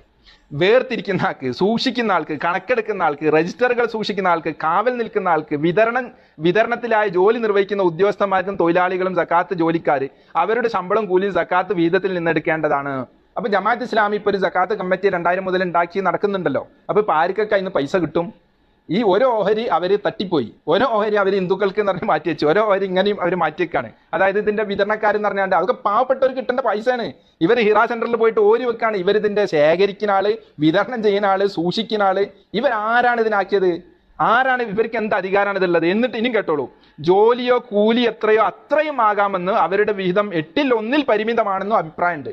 ഈ 1 ലക്ഷം കിട്ടിയാൽ 8/1 പറയുമ്പോൾ ഒരു 12,500 രൂപ ഉണ്ടാവും, അത്ര എടുത്താൽ മതി. അതല്ല എത്രയാകാമെന്നും അഭിപ്രായം ഉണ്ടല്ലോ. ഇനി കേട്ടോളൂ, സക്കാത്ത് ഉദ്യോഗസ്ഥന് ധനികനാണെങ്കിലും സക്കാത്ത് വിഹിതം സ്വീകരിക്കാവുന്നതാണ്. അയാൾ നിർവഹിച്ച ജോലിയുടെ പ്രതിഫലമാണത്. അതായത് ഇവരെ ഓഫീസിലുള്ള ഇറാ സെന്ററിലുള്ള ആൾ വലിയ കോടീശ്വരനാവുക, ചിലപ്പോൾ BMW ഒക്കെ ഉള്ള ആളാവും, എന്നാലും അയാൾക്ക് ഒരു ഓഹരി എടുക്കാന്നാ പറഞ്ഞത്. ഇതൊക്കെ എന്തെല്ലാം ഇവർ ഇസ്ലാമിന്റെ പേരിൽ തട്ടിപ്പും വെട്ടിപ്പും ഉണ്ടാക്കുന്ന ഓരോ വിഷയം യുക്തിപരമായി നിങ്ങളൊന്ന് ചിന്തിച്ചു നോക്കൂ. ഇങ്ങനെ പോയാൽ പിന്നെ ഓരി വെക്കാൻ പിന്നെ എന്തായാലും ഉണ്ടാവുക? പാവപ്പെട്ട മുസ്ലിമീങ്ങൾക്ക് എന്താ ഉണ്ടാവുക? ഇവരൊന്നും ഇല്ലാത്ത കാലത്ത്, ഈ കമ്മിറ്റി ഒന്നും ഇല്ലാത്ത കാലത്ത് ആളുകൾക്കൊക്കെ ഈ സക്കാത്തുകളൊക്കെ കിട്ടിയിരുന്നു, അവരതുകൊണ്ടൊക്കെ കഴിഞ്ഞിരുന്നു. ഇവർ കുറച്ച് ആളുകൾ കൂടി ഇത് വാങ്ങിച്ച് ഇവരെ സംഘടന ഉണ്ടാക്കാൻ നടക്കുകയാണ്. ഇനി ഇതിന്റെ 3 ഭാഗമായി ഇപ്പം പറഞ്ഞു. ഇനി അടുത്ത ഭാഗം കേട്ടോളെ, അത് അതിലേറെ വിറ്റാണ്. ഇത് ഹൃദയം ഇണക്കപ്പെട്ടവർ എന്ന് പറഞ്ഞിട്ട് ഇസ്ലാമിലേക്ക് കടന്നു വന്ന ആളുകളെ പറ്റിയാണ് പറഞ്ഞത്. അവർക്ക് സക്കാത്ത് കൊടുക്കാം എന്ന് പറയുന്നുണ്ട്. എന്നിട്ട് സക്കാത്തിൽ നിന്നുള്ള ഒരു വിഹിതം എന്നേക്കുമായി അവർക്ക് കൊടുക്കുന്നതിനെ കുറിച്ചൊക്കെ അങ്ങനെ പറയുന്നു. 5-ാമത്തെ ഒരു വിഭാഗം പറയുന്നത്, ഈ 4-ാമത്തെ വിഭാഗം പറയുന്നതും ഹൃദയമിണക്കപ്പെട്ടവര് എന്ന് പറയുന്നത് അതിലും അമുസ്ലിമീങ്ങൾ ഉണ്ട് എന്നാണ് ഇവരുടെ അഭിപ്രായം. അതിനാൽ ഹൃദയമിണക്കപ്പെട്ടവർ എന്നതുകൊണ്ട് ഉദ്ദേശിക്കുന്നത് ഇസ്ലാമിനോട് മാനസികമായി അടുത്ത അമുസ്ലിമീങ്ങളാണെന്നൊരു പക്ഷവും പണ്ട് മുതലേ ഉണ്ട്. ഈ പുസ്തകത്തിന്റെ 165-ാമത്തെ പേജാ. മുസ്ലിമീങ്ങളെ സമ്പത്തുണ്ട് കണ്ട് ഈ ചങ്ങായിമാർ ചെയ്യുന്ന പണി കണ്ടില്ലേ? ഇനി കേട്ടോളെ, ഇതിന് 5-ാമത്തെ വിഭാഗം അടിമത്ത മോചനാണ്. അങ്ങനെ ഒരു വിഭാഗം ഇല്ല. ഈ 3-ാമത്തെ വിഭാഗം സക്കാത്തിന്റെ ജോലിക്കാരാണ്. അങ്ങനെ ഒരു വിഭാഗം ഇല്ല എന്ന് പറഞ്ഞപ്പോൾ ഇവർ പറയുന്ന വാക്ക്, അതൊരു ഇസ്ലാമില്ല, ഗവൺമെന്റ് ഇല്ലാത്തവർക്ക് കമ്മിറ്റി ഉണ്ടാക്കി പറ്റും കമ്മിറ്റി കൊണ്ട് ശേഖരിക്കാൻ പറ്റും എന്നുള്ളതാണ് അതിന്റെ അർത്ഥം. അങ്ങനെ ഒരു വിഭാഗം ജോലിക്കാർക്ക് സക്കാത്ത് കൊടുക്കാന്ന് പറഞ്ഞാൽ എല്ലായിടത്തും കമ്മിറ്റി ഉണ്ടാക്കണം എന്ന് അതിന്റെ അർത്ഥം എന്നൊക്കെ പറഞ്ഞ് ഇവർ കമ്മിറ്റി ന്യായീകരിക്കുന്നുണ്ട്, ഇവരെ ബുദ്ധിക്കനുസരിച്ച് ന്യായീകരിക്കുക. അങ്ങനെയാണെങ്കിൽ 5ാമത്തെ വിഭാഗം അടിമത്ത മോചനം എന്നാണ്. അടിമകൾ ഇപ്പം ഉണ്ടാവും, അടിമകളുണ്ടോ? അടിമത്ത മോചനത്തിനാണ് ഒരു വിഭാഗം. അത് അക്കാലഘട്ടത്തിലുള്ള വിഭാഗത്തിനെ കുറിച്ച് പറഞ്ഞതാ. 8 വിഭാഗം തേടി പിടിച്ച് എല്ലാവർക്കും കൊടുക്കണം എന്നൊന്നുമില്ല, ഉള്ളവർക്ക് കൊടുത്താൽ പോരെ. അപ്പോൾ അടിമത്ത മോചനത്തിന് വേണമെങ്കിൽ ഇപ്പോൾ കുറെ ഷൂറയിൽ കുറെ ആളുകൾക്ക് ഇപ്പോൾ അടിമനെ നിർമ്മിക്കേണ്ടി വരില്ലോ, പെണ്ണുങ്ങളെ കൊണ്ട് അടിമ ആക്കിയിട്ട് പിന്നെ അവരെ മോചിപ്പിക്കാൻ കൊടുക്കുക. അപ്പോൾ ഇവർക്ക് പറ്റിയ രീതിയിലൊക്കെ ഇവർ, എന്നിട്ടോ അടിമ ഇല്ലാത്തതുകൊണ്ട് ഇവർ ചെയ്യുന്ന പണി എന്താണ് കേട്ടോളെ. നിയമപരമായി അടിമകൾ ഇന്നില്ല, പക്ഷേ ഭൂപ്രഭുക്കളുടെ അടിമകളായി ജീവിതകാലമത്രയും അവർക്ക് ജോലി ചെയ്ത് മാത്രം ജീവിക്കാൻ വിധിക്കപ്പെട്ടവരും അധിനിവേശം മൂലം സ്വാതന്ത്ര്യം നിഷേധിക്കപ്പെട്ട അടിമകളാക്കപ്പെട്ട ജനതകളും നാടുകളും ഇന്നുമുണ്ട്. ഏകാധിപത്യ സാമ്രാജ്യത്വ ശക്തികളും അടിമകളാക്കി വെച്ച ജനവിഭാഗങ്ങൾ ഏത് വിശ്വാസക്കാരായാലും അവർ നടത്തുന്ന സ്വാതന്ത്ര്യ സമരങ്ങൾ അടിമത്ത മോചനത്തിന് തന്നെയാണ്. ഫലസ്തീനും ചെച്നിയയും അതുപോലെ മറ്റനേകം ജനതകളിലും നടത്തുന്ന സ്വാതന്ത്ര്യ സമരങ്ങൾക്ക് സഹായം നൽകാൻ ഇത് മുഖേന കഴിയും. ഇത് ഇവരെ നേതാക്കന്മാർ പറഞ്ഞ റഷീദ് റിള, ഷെയ്ഖ് മഹ്മൂദ് എന്നൊക്കെ പറഞ്ഞ ഇവരെ ആളുകൾ പറഞ്ഞു. എന്ന് വെച്ചാൽ ഈ സക്കാത്ത് ഫണ്ട് കൊണ്ടുപോയിക്കാണ്ട് ഇവർ നടത്തുന്ന വിപ്ലവ മുന്നേറ്റങ്ങൾക്ക് ചെലവഴിക്കുക എന്നാണ് പറഞ്ഞുകൊണ്ടുവരുന്നത് എന്ന് മൗദൂദി തന്നെ ഇതിനെപ്പറ്റി വിശദമായിട്ട് പറഞ്ഞിട്ടുണ്ട്. അത് സംഘടനയ്ക്ക് ചെലവഴിക്കാം, അതുപോലെ പ്രസ്ഥാനത്തിന്റെ സംഘടന മീൻസ് ചില ആളുകളൊക്കെ ജയിലിൽ കുടുങ്ങി, അപ്പൊ അവരെ ജാമ്യത്തിന് വേണ്ടി ചെലവഴിക്കാം, അതുപോലെയുള്ള ആളുകളെ രക്ഷപ്പെടുത്താൻ, പല കുടുങ്ങിയ ആളുകളെയൊക്കെ രക്ഷപ്പെടുത്താൻ ചെലവഴിക്കാം എന്നൊക്കെ പറഞ്ഞിട്ട്, എന്ന് വെച്ചാൽ ആ ഫണ്ടും ആ ഒരു വിഭാഗത്തിന്റെ ക്യാഷും പാവപ്പെട്ട മുസ്ലിമീങ്ങളുടെ അടുത്തേക്ക് എത്താൻ വളരെ പ്രയാസമാണ്. എന്ന് വെച്ചാൽ ഇവരെല്ലാവിധ കണക്കും കാര്യങ്ങളൊക്കെ കഴിഞ്ഞ് ഇവരെ പ്രവർത്തകരെവിടെ കേസ് കുടുങ്ങിയതും പ്രശ്നങ്ങളൊക്കെ തീർന്ന് ഇവരെ എവിടെയെങ്കിലും ഏതെങ്കിലും സ്ഥലത്ത് വലിയ ഇൻഗ്ലാബ് വിളിക്കാൻ പോയിട്ട് കുടുങ്ങിയിട്ടുണ്ടെങ്കിൽ അതൊക്കെ കഴിഞ്ഞിട്ടേ മുസ്ലിമീങ്ങൾക്ക് ആ പൈസ കിട്ടുള്ളൂ എന്നർത്ഥം. അത് 5ാമത്തെ വിഭാഗം. 6ാമത്തെ വിഭാഗം കടബാധ്യതയുള്ളവർ. അത് വലിയ രസമാണ്. ഇവർ കെട്ടിച്ചമറ്റും കേട്ടുള്ളൂ. കടബാധ്യത ഉള്ളവർ പറഞ്ഞാൽ പാവപ്പെട്ട നമ്മളെ നാട്ടിൽ സാമ്പത്തികമായിട്ട് പ്രയാസപ്പെടുന്ന, മക്കളെ കെട്ടിച്ച വകുപ്പില്, രോഗം വന്ന വകുപ്പില്, വീടുണ്ടാക്കിയ വകുപ്പില്, എന്തെല്ലാം 10,000-കണക്കിന് കടബാധ്യത ഉള്ള ആളുകളുണ്ട്. അവരൊക്കെ എനിക്ക് കൊടുക്കേണ്ടത് ഇവർ പറഞ്ഞത് വരൾച്ച, വെള്ളപ്പൊക്കം, അഗ്നിബാധ, ഭൂകമ്പം, സുനാമി തുടങ്ങിയ പ്രകൃതി വിപത്തുണ്ടാകുമ്പോൾ അതിന് വിധേയമായി പ്രയാസങ്ങളും ദുരിതങ്ങളും അനുഭവിക്കേണ്ടി വരുന്നവരെ സഹായിക്കുന്നതിനും സക്കാത്തിന്റെ ധനം ഉപയോഗപ്പെടുത്താവുന്ന വകുപ്പാണിത്. എന്ന് വെച്ചാൽ ജമാഅത്ത് ഇസ്ലാമി ഭൂകമ്പം, പ്രളയവും, നിപ്പൊക്കെ ഉണ്ടാക്കിയെടുത്ത് പോയിട്ട് ലക്ഷങ്ങൾ ഒഴുക്കുന്നുണ്ടെങ്കിൽ അത് ആരോടും പിരിച്ചു വന്നിട്ടല്ല, ഇങ്ങനൊരു വകുപ്പ് അപ്പനാ കയ്യിൽ ഉസ്മേ അത് അങ്ങനെ അതിന് വാരിക്കൊണ്ടുപോകാണെന്ന് അർത്ഥം. എന്തൊരു സുഖമുള്ള പരിപാടിയാണ്. ജമാഅത്ത്, ഞാൻ നേരത്തെ പറഞ്ഞ് ഓർക്കണം, ജമാഅത്ത് ഇസ്ലാമിക്കാർ 2.5% ദുനിയാവിൽ ഒരു സംഘടനക്ക് ഒരു മനുഷ്യൻക്കും കൊടുക്കൂല. അത് ഇവരെ ഫണ്ടിൽ മാറ്റി വെക്കാണ്, സംഘടനക്ക് നേരത്തെ കൊടുക്കാൻ തുടങ്ങിയാണ്. മറ്റുള്ള സുന്നികളെയും ജനറൽ വിഭാഗക്കാരായ ആളുകൾ, രാഷ്ട്രീയക്കാരതൊക്കെ മേടിച്ചിട്ടാണ് ഈ തോന്നിയാസം ചെയ്യുന്നത്. പല സംഘടനകൾ പ്രളയത്തിന്റെ സമയത്തും ഭൂകമ്പത്തിന്റെ സമയത്തൊക്കെ എന്തെല്ലാം പ്രവർത്തനങ്ങൾ ചെയ്യും, ദുരിതാശ്വാസ പ്രവർത്തനം ചെയ്യുന്നുണ്ട്. വെള്ളപ്പൊക്കത്തിലും വളർച്ചയിലും അഗ്നിബാധയിലും ഭൂകമ്പത്തിലൊക്കെ അവരൊക്കെ മറ്റുള്ളവർ പിരിച്ചിട്ട് അല്ലെങ്കിൽ പ്രസ്ഥാനം സ്വന്തമായി ആളുകളിൽ നിന്ന് കണ്ടെത്തിയിട്ടാണ് കൊടുക്കുന്നത്. എന്നാ ഇവരങ്ങനെയല്ല കൊടുക്കുന്ന, ഇവർ കൊടുക്കേണ്ട വകുപ്പാണ് പറഞ്ഞ സക്കാത്തിന്റെ. കടം കയറിയ വിഭാഗത്തിന് പരിശുദ്ധ ഖുർആൻ കൊടുക്കാൻ പറഞ്ഞ പൈസയാണ് ഇവർ ഭൂകമ്പത്തിന് കൊണ്ടുപോയി കൊടുക്കുന്നത്. ഇനി കേട്ടോളൂ. മറിച്ച് പൗരന്മാരുടെ ആവശ്യ സന്ദർഭത്തിൽ സ്വയം പ്രവർത്തനക്ഷമമാവുന്ന രാഷ്ട്രത്തിന്റെ ഒരു സാമൂഹിക സുരക്ഷിത പദ്ധതിയായിട്ടാണ് രംഗത്ത് വരുന്നത്. പണ്ടെന്ന് മാത്രമല്ല, ഇന്നും പൊതുവെ മറ്റു രാഷ്ട്രങ്ങളൊന്നും പൂർണ്ണമായി ഏറ്റെടുക്കാത്ത പൗരന്മാരോടുള്ള ബാധ്യതയാണ് ഇവിടെ ഇസ്ലാമിക രാഷ്ട്രം ഏറ്റെടുക്കുന്നത്. ഇതുപോലെ മരിച്ച വ്യക്തിക്ക് കടമുണ്ടെങ്കിൽ അതും വീട്ടാൻ ഈ വക അനന്തര സ്വത്തിൽ ഇല്ലെന്ന് വെച്ചാൽ അതിനും ഇതിൽ നിന്ന് എടുക്കാവുന്നതാണ്. മരിച്ച ആളുകളുടെ കടക്കെ വീട്ടുക. അങ്ങനെ ജമാഅത്ത് ഇസ്ലാമി കോടികൾ കിട്ടിയിട്ട് നിങ്ങളെ നാട്ടിലൊക്കെ എത്ര മരിച്ച ആളെ കട ഒരു വന്ന് വീട്ടിയെന്നൊന്ന് ചിന്തിച്ചു നോക്കണ്ടേ. ഇനി അടുത്തതൊന്ന് പറയാണ്. ഇനി മറ്റൊരു വിഭാഗം, 7ാമത്തെ വിഭാഗമാണ്. അള്ളാഹുവിന്റെ മാർഗത്തിൽ യുദ്ധം ചെയ്യുന്ന ആളുകളെ പറ്റിയാണ് ഖുർആൻ ഈ വിഷയം പറഞ്ഞെങ്കിൽ ജമാഅത്ത് ഇസ്ലാമി പറയുന്നത് മറ്റൊരു രീതിയിലാണ്. അള്ളാഹുവിന്റെ മാർഗത്തിൽ ജിഹാദ് സമരം മാത്രമാണെന്ന് അനേകം പണ്ഡിതന്മാർ അഭിപ്രായപ്പെട്ടിരിക്കുന്നു. ജിഹാദ് അള്ളാഹുവിന്റെ മാർഗത്തിൽ പെടുന്നതല്ലാതെ അതും മാത്രമാണ് അള്ളാഹുവിന്റെ മാർഗം എന്ന് പറയാൻ തെളിവുകളൊന്നും അവർ അവതരിപ്പിച്ചതായി കാണുന്നില്ല. എന്ന് വെച്ചാൽ യുദ്ധം ചെയ്യൽ മാത്രമല്ല ജിഹാദ്, അങ്ങനെയാണ് എന്ന് തെളിവാരും കൊണ്ടുവന്നിട്ടില്ല എന്ന് പറഞ്ഞിട്ട് ആ പൈസ, ജിഹാദിനുള്ള പൈസ, യോദ്ധാക്കൾക്കുള്ള പൈസയും കൂടെ ഇവർ മേടിച്ചെടുക്കാനുള്ള ശ്രമമാണ് ഈ വളച്ചെടുത്ത് കാണിക്കുന്നത്. വ്യക്തികൾക്ക് ഉടമാവകാശമില്ലാത്ത സ്ഥാപനങ്ങൾക്കോ പൊതു ഫണ്ടുകൾക്കോ നൽകിയാൽ സാധുവാകുകയില്ലെന്ന് അവരുടെ ന്യായവാദം. എന്നും പണ്ഡിതന്മാർ പറഞ്ഞ സ്ഥാപനങ്ങൾക്ക് മറ്റൊന്നും കൊടുക്കാൻ പറ്റൂല എന്ന് അവരെ പരിഹസിക്കാണ്. അതിനാൽ യോദ്ധാക്കൾക്ക് തന്നെ വ്യക്തിപരമായി നൽകുന്നതല്ലാതെ സമരസമിതിക്കോ യുദ്ധ ഫണ്ടിലേക്കോ നൽകിയാൽ സാധുവാകുകയില്ലെന്ന് കൂടി അവരിൽ ചിലത് വാദിക്കുന്നു. ഇത് പക്ഷേ ശരിയാവില്ല. മനസ്സിലാക്കാൻ ഖുർആൻ പ്രയോഗം തന്നെ വിലയിരുത്തിയാൽ മതിയാകും. സകാത്ത് വാങ്ങാൻ അർഹതപ്പെട്ട 8 വിഭാഗങ്ങൾ പറഞ്ഞപ്പോൾ ഇങ്ങനെ വിശദീകരിച്ച് പറയാം. നിലനിൽക്കാൻ അർഹതയില്ലാത്ത ഇത്തരം ന്യായങ്ങൾ പറഞ്ഞ് ഇന്ത്യയെ പോലെ മുസ്ലിമീങ്ങൾ ന്യൂനപക്ഷമായി താമസിക്കുന്ന പ്രദേശങ്ങളിൽ അത്രമാത്രം പ്രാധാന്യമുള്ള പൊതുവായ ദീനി സംരംഭങ്ങളെ സക്കാത്തിന്റെ പരിധിയിൽ നിന്ന് ഒഴിവാക്കുന്നത് ഒരു വിധത്തിലും ന്യായീകരിക്കാൻ പറ്റില്ല. ദീനി സംരംഭങ്ങൾക്ക് കൊടുക്കണം, അവരെ കടം വീട്ടി കൊടുക്കണം എന്ന് ജമാഅത്ത് ഇസ്ലാമിന്റെ കമ്മിറ്റിന്റെ കടം വീട്ടണം എന്ന പാകം പറഞ്ഞതിന്റെ തുക. ഇതും റഷീദ് റിയാദ്, ഷെയ്ഖ് മുഹമ്മദ് ഒക്കെ പറഞ്ഞ ഓരോ വിഷയങ്ങൾ ഇവരുടെ നേതാക്കന്മാർ പറഞ്ഞതാണ്. ഇന്നിപ്പോൾ ഇസ്ലാമിക പ്രബോധനം ചെലവേറിയ കാര്യമാണ്. ഇനി കേട്ടോളൂ, ഇന്നിപ്പോൾ ഇസ്ലാമിക പ്രബോധനം ചെലവേറിയ കാര്യമാണ്. അതേതായാലും അള്ളാഹുവിന്റെ മാർഗേണമെന്ന കാര്യത്തിൽ തർക്കമുണ്ടാവുകയില്ല. ഇസ്ലാമിനെതിരെ ശത്രുക്കളുടെ പ്രചാരണത്തെ തടയുക, ഈ പൈസ എടുത്തു കണ്ട് തടയാനപ്പോൾ പറഞ്ഞത്, അവരുടെ വാദങ്ങൾക്കും ആരോപണങ്ങൾക്കും മറുപടി പറയുക. ജമാഅത്ത് ഇസ്ലാമി പിരിച്ച ഫണ്ട് കൊണ്ട് ഏത് സംഘടനയുടെ മറുപടി അവർ പറയാൻ പോണേ? ജമാഅത്ത് ഇസ്ലാമി സംവാദത്തിന് പോകല്ല, മുഖാമുഖത്തിന് പോകല്ല, ഗണ്ണനത്തിന് പോകല്ല. പിന്നെ എന്തിനാ അവർക്ക് സക്കാത്ത് ഫണ്ട്? എന്ത് മറുപടി പറയാനാ? ഈ വിഷയത്തിൽ പുസ്തകങ്ങളും ലേഖനങ്ങളും പത്രമാസികകളും പ്രസിദ്ധീകരിക്കുക. കണ്ടോ, പത്രം മാസികയൊക്കെ പ്രസിദ്ധീകരിക്കാനും സക്കാത്തിന്റെ യോദ്ധാക്കൾക്കുള്ള 7ാമത്തെ വകുപ്പിലുള്ള പൈസ വക മാറ്റാം എന്നാണ് ഈ പറഞ്ഞുകൊണ്ടുവരുന്നത്. ഇത് മുസ്ലിമീങ്ങൾ അറിയേണ്ട വിഷയമാണ്. ജമാഅത്താർ കണ്ട് കൊടുത്ത ഓരാണ്ട് പുകലത്തെ ലോടുത്താണ്ട് കൊണ്ടുപോയിട്ടാണ് നട്ടുപിടിപ്പിക്കുന്ന എല്ലാവരും മനസ്സിലാക്കിയത്. ഇവരിങ്ങനെ 8 വിഭാഗത്തിന് ഇവരെന്നെ ഓരി വെച്ചിട്ടുണ്ട്, ആർക്കാ കൊടുക്കേണ്ട ആർക്കാ കൊടുക്കേണ്ടാത്തത്. അപ്പൊ ഇവരെ പുസ്തകം ഇറക്കാന്, പത്രമാസിക ഉണ്ടാക്കാന്, ലേഖനം എഴുതാന്, മറ്റുള്ളവർക്ക് ആർക്കായി മറുപടി പറയുന്ന അറിയോ? ഈ സക്കാത്തിന്റെ പൈസ കൊടുത്ത ഈ ജനറൽ മുസ്ലിമീങ്ങൾക്ക് അവരെ മുശ്രിക്കാക്കാനുള്ള മറുപടി പറയുന്നുണ്ടെങ്കിൽ പറയുള്ളൂ. അതല്ല ജമാഅത്ത് ഇസ്ലാമിന്റെ പരിപാടി. ഇങ്ങനെ വകുപ്പ് മാറ്റി ചെലവഴിക്കുക, എന്നിട്ടോ ചിലപ്പോൾ അമുസ്ലിമീങ്ങളെയും ഇതിൽ സഹകരിപ്പിക്കേണ്ടി വന്നേക്കാം. ഉദാഹരണമായി ഇസ്ലാമിനെതിരെ നടത്തപ്പെടുന്ന പ്രചണ്ഡമായ പ്രചാരവേലയ്ക്ക് സമർത്ഥമായി മറുപടി പറയാൻ സന്നദ്ധനാവുന്ന ഒരു അമുസ്ലിം എഴുത്തുകാരന് നൽകപ്പെടുന്ന പ്രതിഫലം ഇങ്ങനെ കാലത്തിന്റെയും പരിതസ്ഥിതിയുടെയും താല്പര്യമനുസരിച്ച് അതിന്റെ പരിധി ഏറെ വിശാലമാണ്. അമുസ്ലിമീങ്ങളെ എഴുതാൻ വിളിക്കുക, ഇവരെ പത്രത്തിലും മറ്റുമൊക്കെ ഇസ്ലാമിന് അനുകൂലമായിട്ട് എഴുതുക, എന്നിട്ട് അവർക്ക് ഒരു ഫണ്ട് കൊടുക്കുക, പൈസ കൊടുക്കുക. ആ പൈസ കൊടുക്കണത് ഈ സക്കാത്തിന്റെ ഫണ്ട് എടുത്ത് കൊടുക്കാന്ന്. എങ്ങനെയുണ്ട് പരിപാടി? എങ്ങനെയുണ്ട്?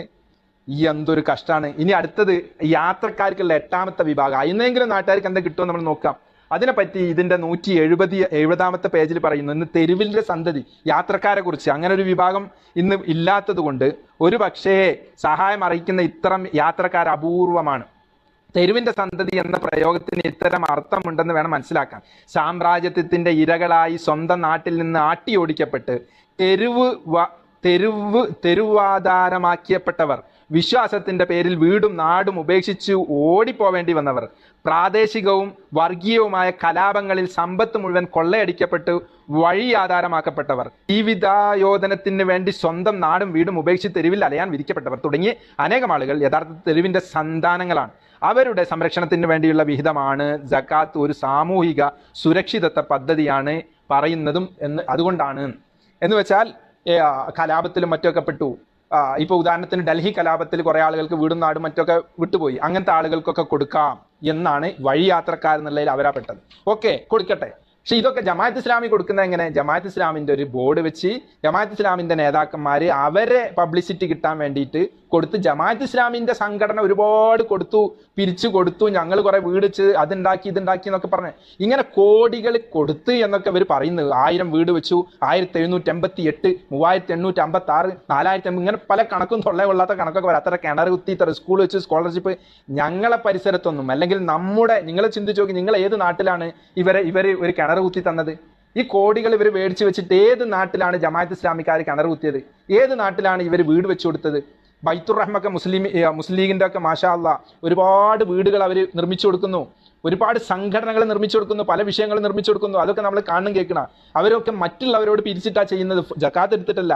എന്നാൽ ഈ ജക്കാത്ത് പിരിക്കുന്ന ഇവരിതൊക്കെ ചെയ്യുന്നുണ്ടെന്ന് പറഞ്ഞാൽ എവിടെ ചെയ്യുന്നുണ്ടെന്നാ പറഞ്ഞത്, ആർക്ക് കിട്ടിയെന്നാ പറഞ്ഞത്? ഇനി കേട്ടോളെ, ഇനി ഇതിലേറെ വലിയ രസം, ഇനിയാണ് വലിയൊരു കൗതുകം. ഇങ്ങനൊക്കെ മേടിച്ചെടുക്കുന്ന പൈസ ഇവർ പല രീതിയിൽ തട്ടിപ്പിലും വെട്ടിപ്പിലൊക്കെ വക മാറ്റി ഇവരെ കീശ വീർപ്പിച്ചതിന്റെ ശേഷം ബാക്കിയുള്ള കുറച്ചെങ്കിലും നാട്ടുകാർക്കൊക്കെ കൊടുക്കുന്ന രൂപത്തിനെ കുറിച്ച് 2019 മെയ് 19 ഇല്യാസ് മൗലവി എന്ന് പറഞ്ഞ അവരുടെ നേതാവ് ഇറക്കിയ ഒരു സ്റ്റേറ്റ്മെന്റ്. അത് എങ്ങനെ കൊടുക്കുന്നത് കേട്ടോളൂ. ആത്മാഭിമാനമുള്ള അല്പമെങ്കിലും ഇസ്ലാമിക ബോധവും ഈമാനൊക്കെ ഉള്ള ആളുകൾ നമ്മളെ കൂട്ടത്തിലുണ്ടെങ്കിൽ കേട്ടോളൂ. ബൈത്തു സക്കാത്തും ജമാഅത്ത് ഇസ്ലാമിയും അദ്ദേഹം പറയാം, ബൈത്തു സക്കാത്ത് കേരളയുടെ ഉത്തരവാദിത്തപ്പെട്ട ബോഡിയിലെ അംഗം എന്ന നിലയിൽ അതുമായി ബന്ധപ്പെട്ട ചില വസ്തുതകൾ അള്ളാഹുവിനെ മുൻനിർത്തി ചുരുക്കി പറയട്ടെ. വേറെ മൗദൂദിനൊന്നല്ല, അള്ളാനെ തന്നെ മുൻനിർത്തിയിട്ട് പറഞ്ഞു. അപ്പോൾ കറക്റ്റ് ആയിരിക്കും കേട്ടോ. എന്നിട്ട് ഈ ഇല്ലാസ് മൗലവി വലിയ പണ്ഡിതനാണ്, അവരെ ശാന്തപുരം കോളേജിലെ വലിയ സംഭവമാണ്, അവരെ ജമാഅത്ത് ഇസ്ലാമിന്റെ സക്കാത്ത് ബോഡിയിലെ വലിയ സംഭവമാണ്. അയാളാണ് കൃത്യമായിട്ട് തന്നെ പറഞ്ഞത്. ഇതെങ്ങനെ കൊടുക്കണ? ഇവരെ കയ്യിൽ പെട്ട പൈസ കൊടുക്കണം. ഇവർ കയ്യിൽ മേടിച്ചു വെക്കാൻ കാരണം, ഏതെങ്കിലും ഒരു മുതലാളിന്റെ വീട്ടിലൊരു പാവപ്പെട്ട 4 വട്ടം പോയാൽ അവനക്ക് പൈസ കിട്ടുമ്പോൾ അവനക്ക് ആ മുതലാളിയോട് പ്രത്യേക വിധേയത്വം ഉണ്ടാവും, മനസ്സിൽ ഒരു പ്രത്യേക വിധേയത്വം ഉണ്ടാവും, ഒരു അടുപ്പുണ്ടാവും. അത് പാടില്ല. അങ്ങനെ ഒരു വിധേയത്വം ഉണ്ടാവും. മുതലാളി പൈസ എന്നുള്ളതിലേക്ക് അയാളൊരു അടിമായി മാറും. അതുകൊണ്ട് അയാൾ ഡയറക്റ്റ് മേടിക്കേണ്ട, നമ്മൾ മേടിച്ചു കൊടുക്കാന്നൊക്കെ പറഞ്ഞ് ന്യായീകരണം പറഞ്ഞിട്ട് അവർ മേടിച്ചു വെക്കുന്നത്. എന്ന് വെച്ചാൽ ഇവർ മേടിക്കുന്നതോടുകൂടെ പിന്നെ ഇവരായി മുതലാളിമാര്, ജമാഅത്തുകാരായി മുതലാളിമാർ. എന്നിട്ട് ഇവരെടുത്തുന്ന പൈസ കിട്ടാൻ കുറെ ഡിമാൻഡ് ഉണ്ട്. ഒന്ന് കേട്ടോളെ, ഓൺലൈൻ വഴി അപേക്ഷ സ്വീകരിക്കുന്നു. ഇവർ കോടികൾ മേടിച്ച് വെച്ചിട്ട് ഓൺലൈൻ വഴി അപേക്ഷ സ്വീകരിക്കുന്നു. കേരളത്തിലെ സകാത്തിന് അർഹരായ ആർക്കും നിശ്ചയിക്കപ്പെട്ട പദ്ധതിയിലേക്ക് അപേക്ഷിക്കാം. ആർക്കും അപേക്ഷിക്കട്ടോ, വളരെ സിമ്പിളാണ്. നീ കേട്ടോളൂ, അടുത്ത് കേട്ടോളൂ.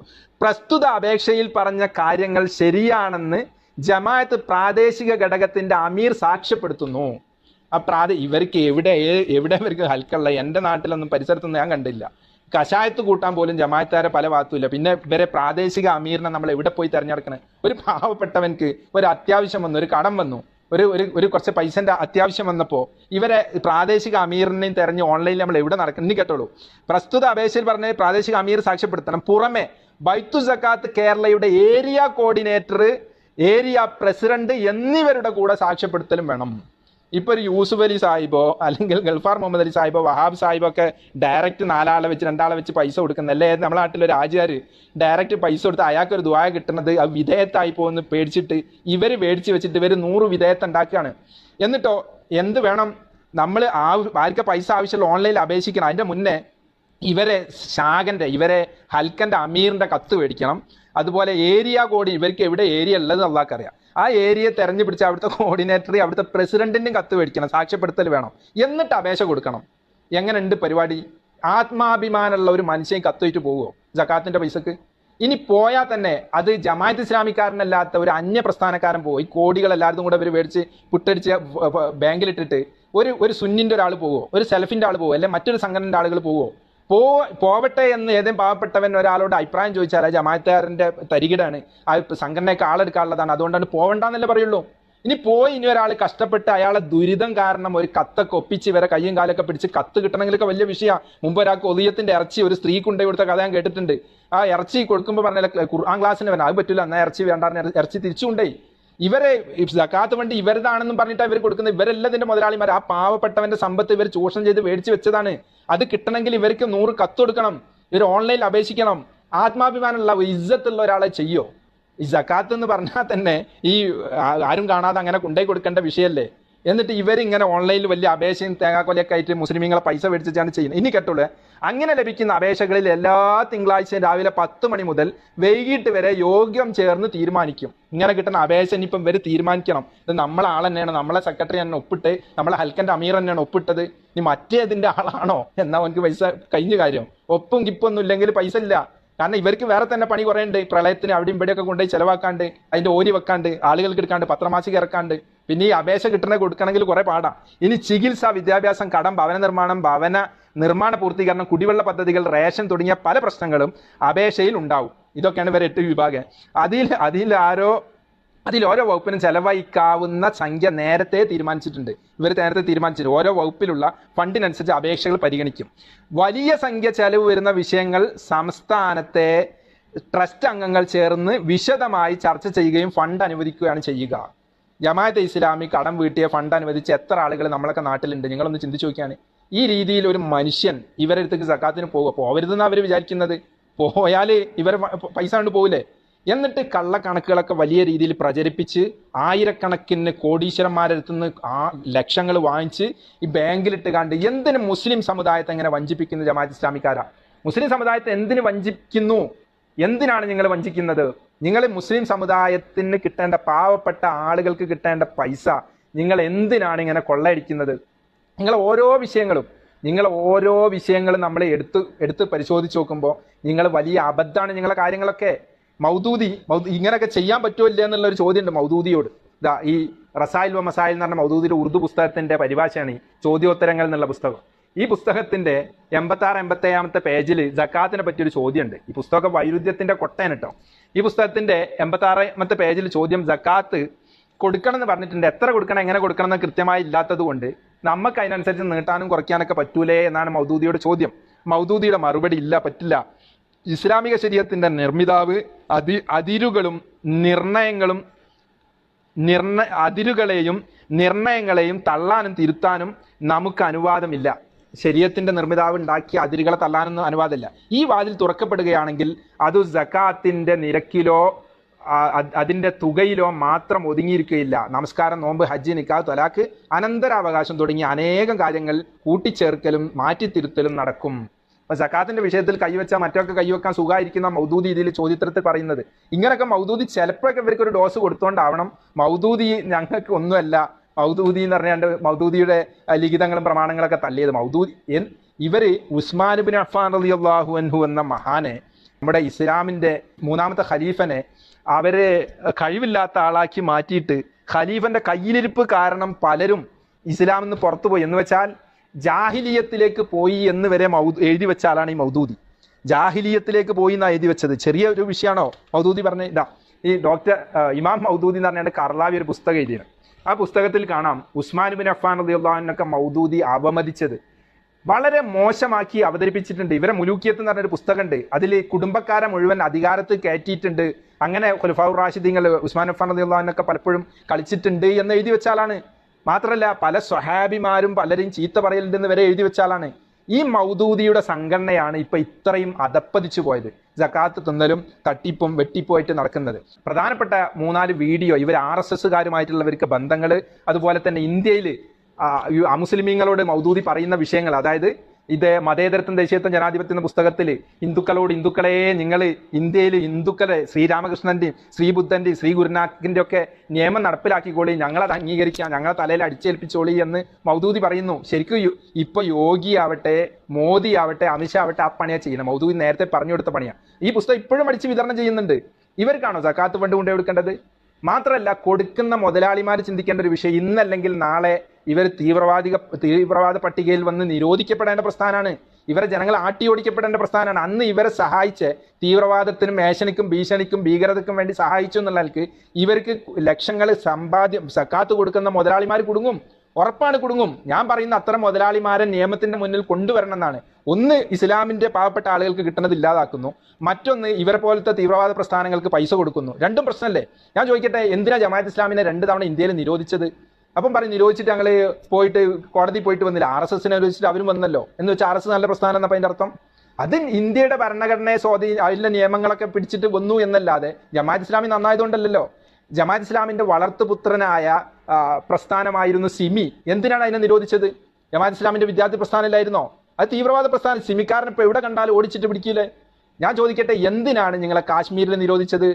തീവ്രവാദ പ്രസ്ഥാനം ആയതുകൊണ്ടല്ലേ. അവിടെ എത്ര മുസ്ലിം പ്രസ്ഥാനം ഉണ്ട്, ആരും നിരോധിക്കാത്ത എന്താ? നിങ്ങളെ മാത്രം പൂട്ടിക്കെട്ടുന്നത് എന്തിനാണ്? നിങ്ങളെ മൗദൂദിയെ 3 തവണ ജയിലിൽ പിടിച്ചിട്ടത് രാജ്യദ്രോഹ കുറ്റത്തിനല്ലേ? 3 വർഷത്തോളം കാലം ജയിലിൽ കിടന്നില്ലേ? അയാളെ സംസാരവും എഴുത്തും കാരണം ആയിരക്കണക്കിന് ആൾ പാകിസ്ഥാനിൽ മരിച്ചിട്ടില്ല കലാപത്തിലൂടെ. നിഷേധിക്കാൻ പറ്റുമോ? കുറച്ചും കൂടി അപ്പുറത്ത് ബംഗ്ലാദേശിൽ, ആ പാവപ്പെട്ട രാജ്യത്ത് മൗദൂദികളെ പ്രസ്ഥാനത്തെ നിരോധിക്കാൻ കാരണം, അതിന്റെ കുറെ മുല്ലമാരെ തൂക്കിക്കൊല്ലാൻ കാരണം എന്താ?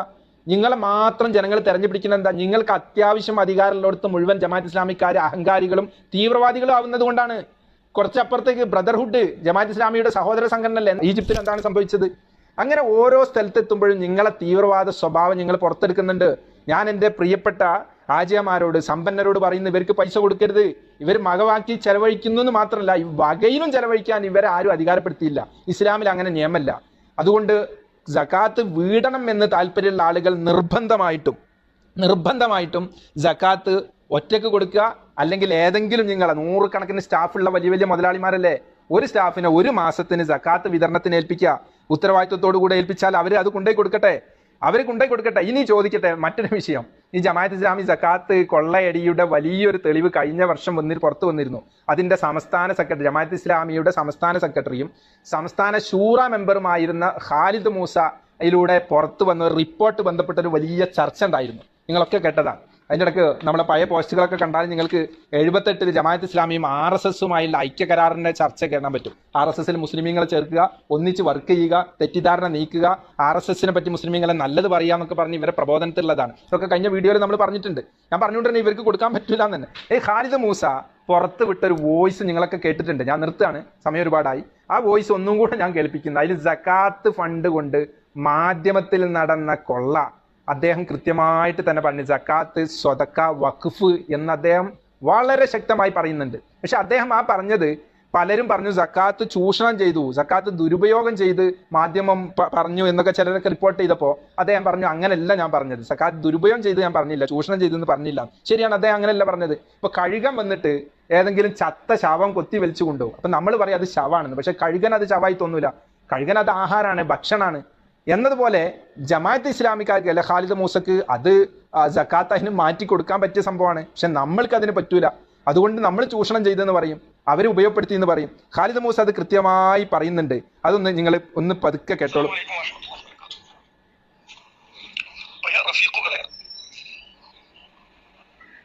ജമാഅത്ത് ഇസ്ലാമി കേരള നേതൃത്വവുമായി ഇടയാൻ കാരണമായി തീർന്ന ഒടുവിലത്തെ സംഭവം ഇങ്ങനെ ചുരുക്കി പറയാം. മാധ്യമത്തിൽ സംഭവിച്ചു കഴിഞ്ഞിരിക്കുന്ന അതീവ ഗുരുതരമായ സാമ്പത്തിക ക്രമക്കേടുകളുമായി ബന്ധപ്പെട്ട ഒരു റിപ്പോർട്ട് ഷൂറ അന്വേഷണ സമിതി തയ്യാറാക്കിയിട്ടുണ്ട്. ആ റിപ്പോർട്ട് വന്നതിന് ശേഷവും മാധ്യമത്തിന് വേണ്ടി 10 കോടി രൂപ ഡൊണേഷനായി അടിയന്തര സ്വഭാവത്തിൽ സമാഹരിക്കപ്പെടേണ്ടതുണ്ട് എന്ന ധാരണയോടുകൂടി തന്നെയാണ് ഷൂറ പിരിഞ്ഞത്. മാധ്യമം, ദിനപത്രം ഒരു ദീനി സംരംഭം എന്ന നിലക്ക്, മാധ്യമ രംഗത്ത് ഒരു ജിഹാദ് എന്ന നിലക്ക് ഒടുവിൽ മീഡിയ വന്നു. മാധ്യമ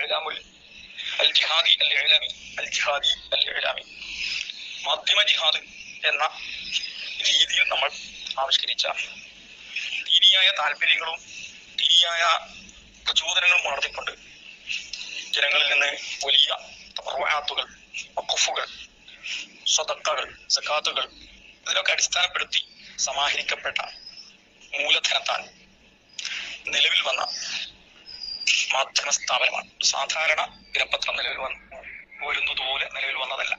എല്ലാരും കേട്ടല്ലോ, സക്കാത്ത് ഫണ്ട് മേടിച്ചതാ പറഞ്ഞത്. ഒന്നുകൂടെ കേട്ടോ. വഖഫുകൾ, സ്വതക്കകൾ, സകാത്തുകൾ ഇതിലൊക്കെ അടിസ്ഥാനപ്പെടുത്തി സക്കാത്തും സ്വതക്കയൊക്കെ മേടിച്ചിട്ടാണ് മാധ്യമം വളർത്തിയത് എന്നാ പറഞ്ഞത്. പാവപ്പെട്ടവന്റെ സക്കാത്ത് കൊണ്ടുപോയിട്ട് പത്രം സ്ഥാപിക്കുക, എന്നിട്ട് ആ പത്രത്തിൽ നടന്ന 21 അംഗ പേജാണ്, റിപ്പോർട്ടാണിത്. ഇതിനെപ്പറ്റി ഇൻഷാ അല്ലാഹ് അടുത്ത ലൈവിൽ പറയാം. അത് മാത്രമല്ല, നമുക്ക് വേറെയും കുറച്ച് വിഷയങ്ങൾ, സക്കാത്ത് ബന്ധപ്പെട്ട, കണക്ക് ബന്ധപ്പെട്ട, കള്ളത്തരം, തരികിടും, തട്ടിപ്പും മറ്റും മറിച്ചൊക്കെ ബന്ധപ്പെട്ട രണ്ടാമത്തെ ലൈവ് വരാനുണ്ട്. ഇപ്പോൾ സമയം ഒരുപാട് വൈകി. സഹകരിച്ച എല്ലാവർക്കും സന്തോഷം. ഈ റിപ്പോർട്ടൊക്കെ ബന്ധപ്പെട്ട്, ഇത് പ്രധാനപ്പെട്ട റിപ്പോർട്ടാണ്. ജമാഅത്ത് ഇസ്ലാമിയുടെ ഷൂറ ബന്ധപ്പെട്ട് അബ്ദുൽ ഹക്കീം നദ്വിയും ഡോക്ടർ കൂട്ടിൽ മുഹമ്മദ് അലിയും കെ യൂസുഫ് ഉമരിയും ടി മുഹമ്മദ് വേളക്ക് ഉൾപ്പെടെയുള്ളവർ നൽകിയ റിപ്പോർട്ടാണ്. ഇതൊക്കെ നമുക്ക് പോസ്റ്റ്മോർട്ടം നടത്താനുണ്ട്. അതുപോലെ പല കണക്കും കൊണ്ടുവരാനുണ്ട്. എന്തായാലും ഇൻഷാ അല്ലാഹ് സഹകരിച്ച എല്ലാവർക്കും സന്തോഷം. പരമാവധി നിങ്ങൾ പ്രചരിപ്പിക്കണം. മുസ്ലിം സമുദായം ഒറ്റക്കെട്ടായിട്ട് ഈ ചൂഷണത്തിന് അങ്ങേയറ്റം വരെ പോകണം. ഞാനിങ്ങനെ ഒരു ലൈവ് ഇടുന്നുണ്ട് എന്ന് ഇന്നലെ എൻ്റെ ഫേസ്ബുക്കിൽ ഒരു ഇമേജ് ഇട്ടപ്പോഴേക്ക് വക്കീൽ മുതൽ, ജമാഅത്ത് ഇസ്ലാമിൻ്റെ വക്കീൽ മുതൽ താഴെക്കടയുള്ള പീറകൾ വരെ വന്നിട്ട് കേസ് കൊടുക്കും, അങ്ങനെ ആക്കും, ഇങ്ങനെ ആക്കും, മെസ്സഞ്ചറിൽ കുറേ മെസ്സേജ്, വാട്സപ്പിൽ കുറേ മെസ്സേജ്, കൈകാര്യം ചെയ്യും, കേസിന് പോകും, ഉള്ളിലാവും, അയ്യെണ്ണിപ്പിക്കും, ഗോതമ്പുണ്ട തീറ്റിക്കും എന്നൊക്കെ പറഞ്ഞു. എന്താ വിമർശനത്തെ ഇത്ര അവർ പേടിക്കുന്നു? ദുനിയാവിലുള്ള എല്ലാ പാർട്ടിയും AP, EK, അതുപോലെ തന്നെ മുനീർ, കുഞ്ഞാലിക്കുട്ടി, ഷാജി, പിന്നെ സേട്ടു സാഹിബ്, ഈ എന്ന് വെച്ച് പിണറായി എന്ന് തുടങ്ങി മൈദനൊക്കെ ഉൾപ്പെടെ ഈ ജമാഅത്ത് ഇസ്ലാമി കൈകാര്യം ചെയ്യാത്ത ആരാണ് കേരളത്തിലുള്ളത്? ഇവരെ പത്രം വിമർശിക്കാത്ത. പക്ഷെ ഇവരെ അങ്ങോട്ട് വിമർശിക്കുന്നവർക്ക് തീരെ യോജിക്കുന്നില്ല. പ്ലാച്ചിമടയിൽ പോയിട്ട് കൊക്കോകോളയിൽ എത്ര മില്ലി വെള്ളം കൂടുന്നുണ്ടെന്ന് ഇവർ ടെസ്റ്റ് ചെയ്യാൻ പോകും. ഇവര് JDT പോയി അസനാജ് എത്ര തല ഓവർ എണ്ണീട്ടുണ്ട് എന്ന് ഇവർ നോക്കും. പക്ഷെ ഇവരെ അടുത്തുള്ള തട്ടിപ്പും വെട്ടിപ്പും അത് ഇവർ നോക്കൂല. അത് കണ്ടവരോട് പറയാൻ സമ്മതിക്കില്ല. വല്ലവരും പറയും എന്ന് കണ്ട അവനെ കേസ് കൊടുക്കും, ഉള്ളിലിടും, എണ്ണിക്കും എന്നൊക്കെ പറഞ്ഞു. ഇവിടെ വേറെ ആരും വക്കീലില്ല, വേറെ ആരും ദുനിയാവ് അറിയില്ല, കോടതി അറിയില്ല എന്നൊക്കെ ഇവരുടെ വിചാരം. ഇവരങ്ങനെ ഒരു കിണറിലെ തവളകളായി എല്ലാവരെയും വിരട്ടാനും ഭീഷണിപ്പെടുത്തി എത്ര കാലം നടക്കും? ഈ സാമ്പത്തിക കൊള്ള ഒരു പൊതു ചർച്ചയായി, കേരളത്തിൽ വലിയൊരു ചർച്ചയായി വരും കാലങ്ങളിൽ അലയടിക്കണം. ഇവരെ ഈ തട്ടിപ്പ് പിടിച്ചു കെട്ടണം. അള്ളാഹു തആല തൗഫീഖ് ചെയ്യട്ടെ. നിങ്ങൾ എല്ലാവരുടെയും സഹകരണം, പരിപൂർണ്ണ സഹകരണം പ്രതീക്ഷിച്ചുകൊള്ളുന്നു. അസ്സലാമു അലൈക്കും വറഹ്മത്തുള്ളാഹി വബറകാതുഹു.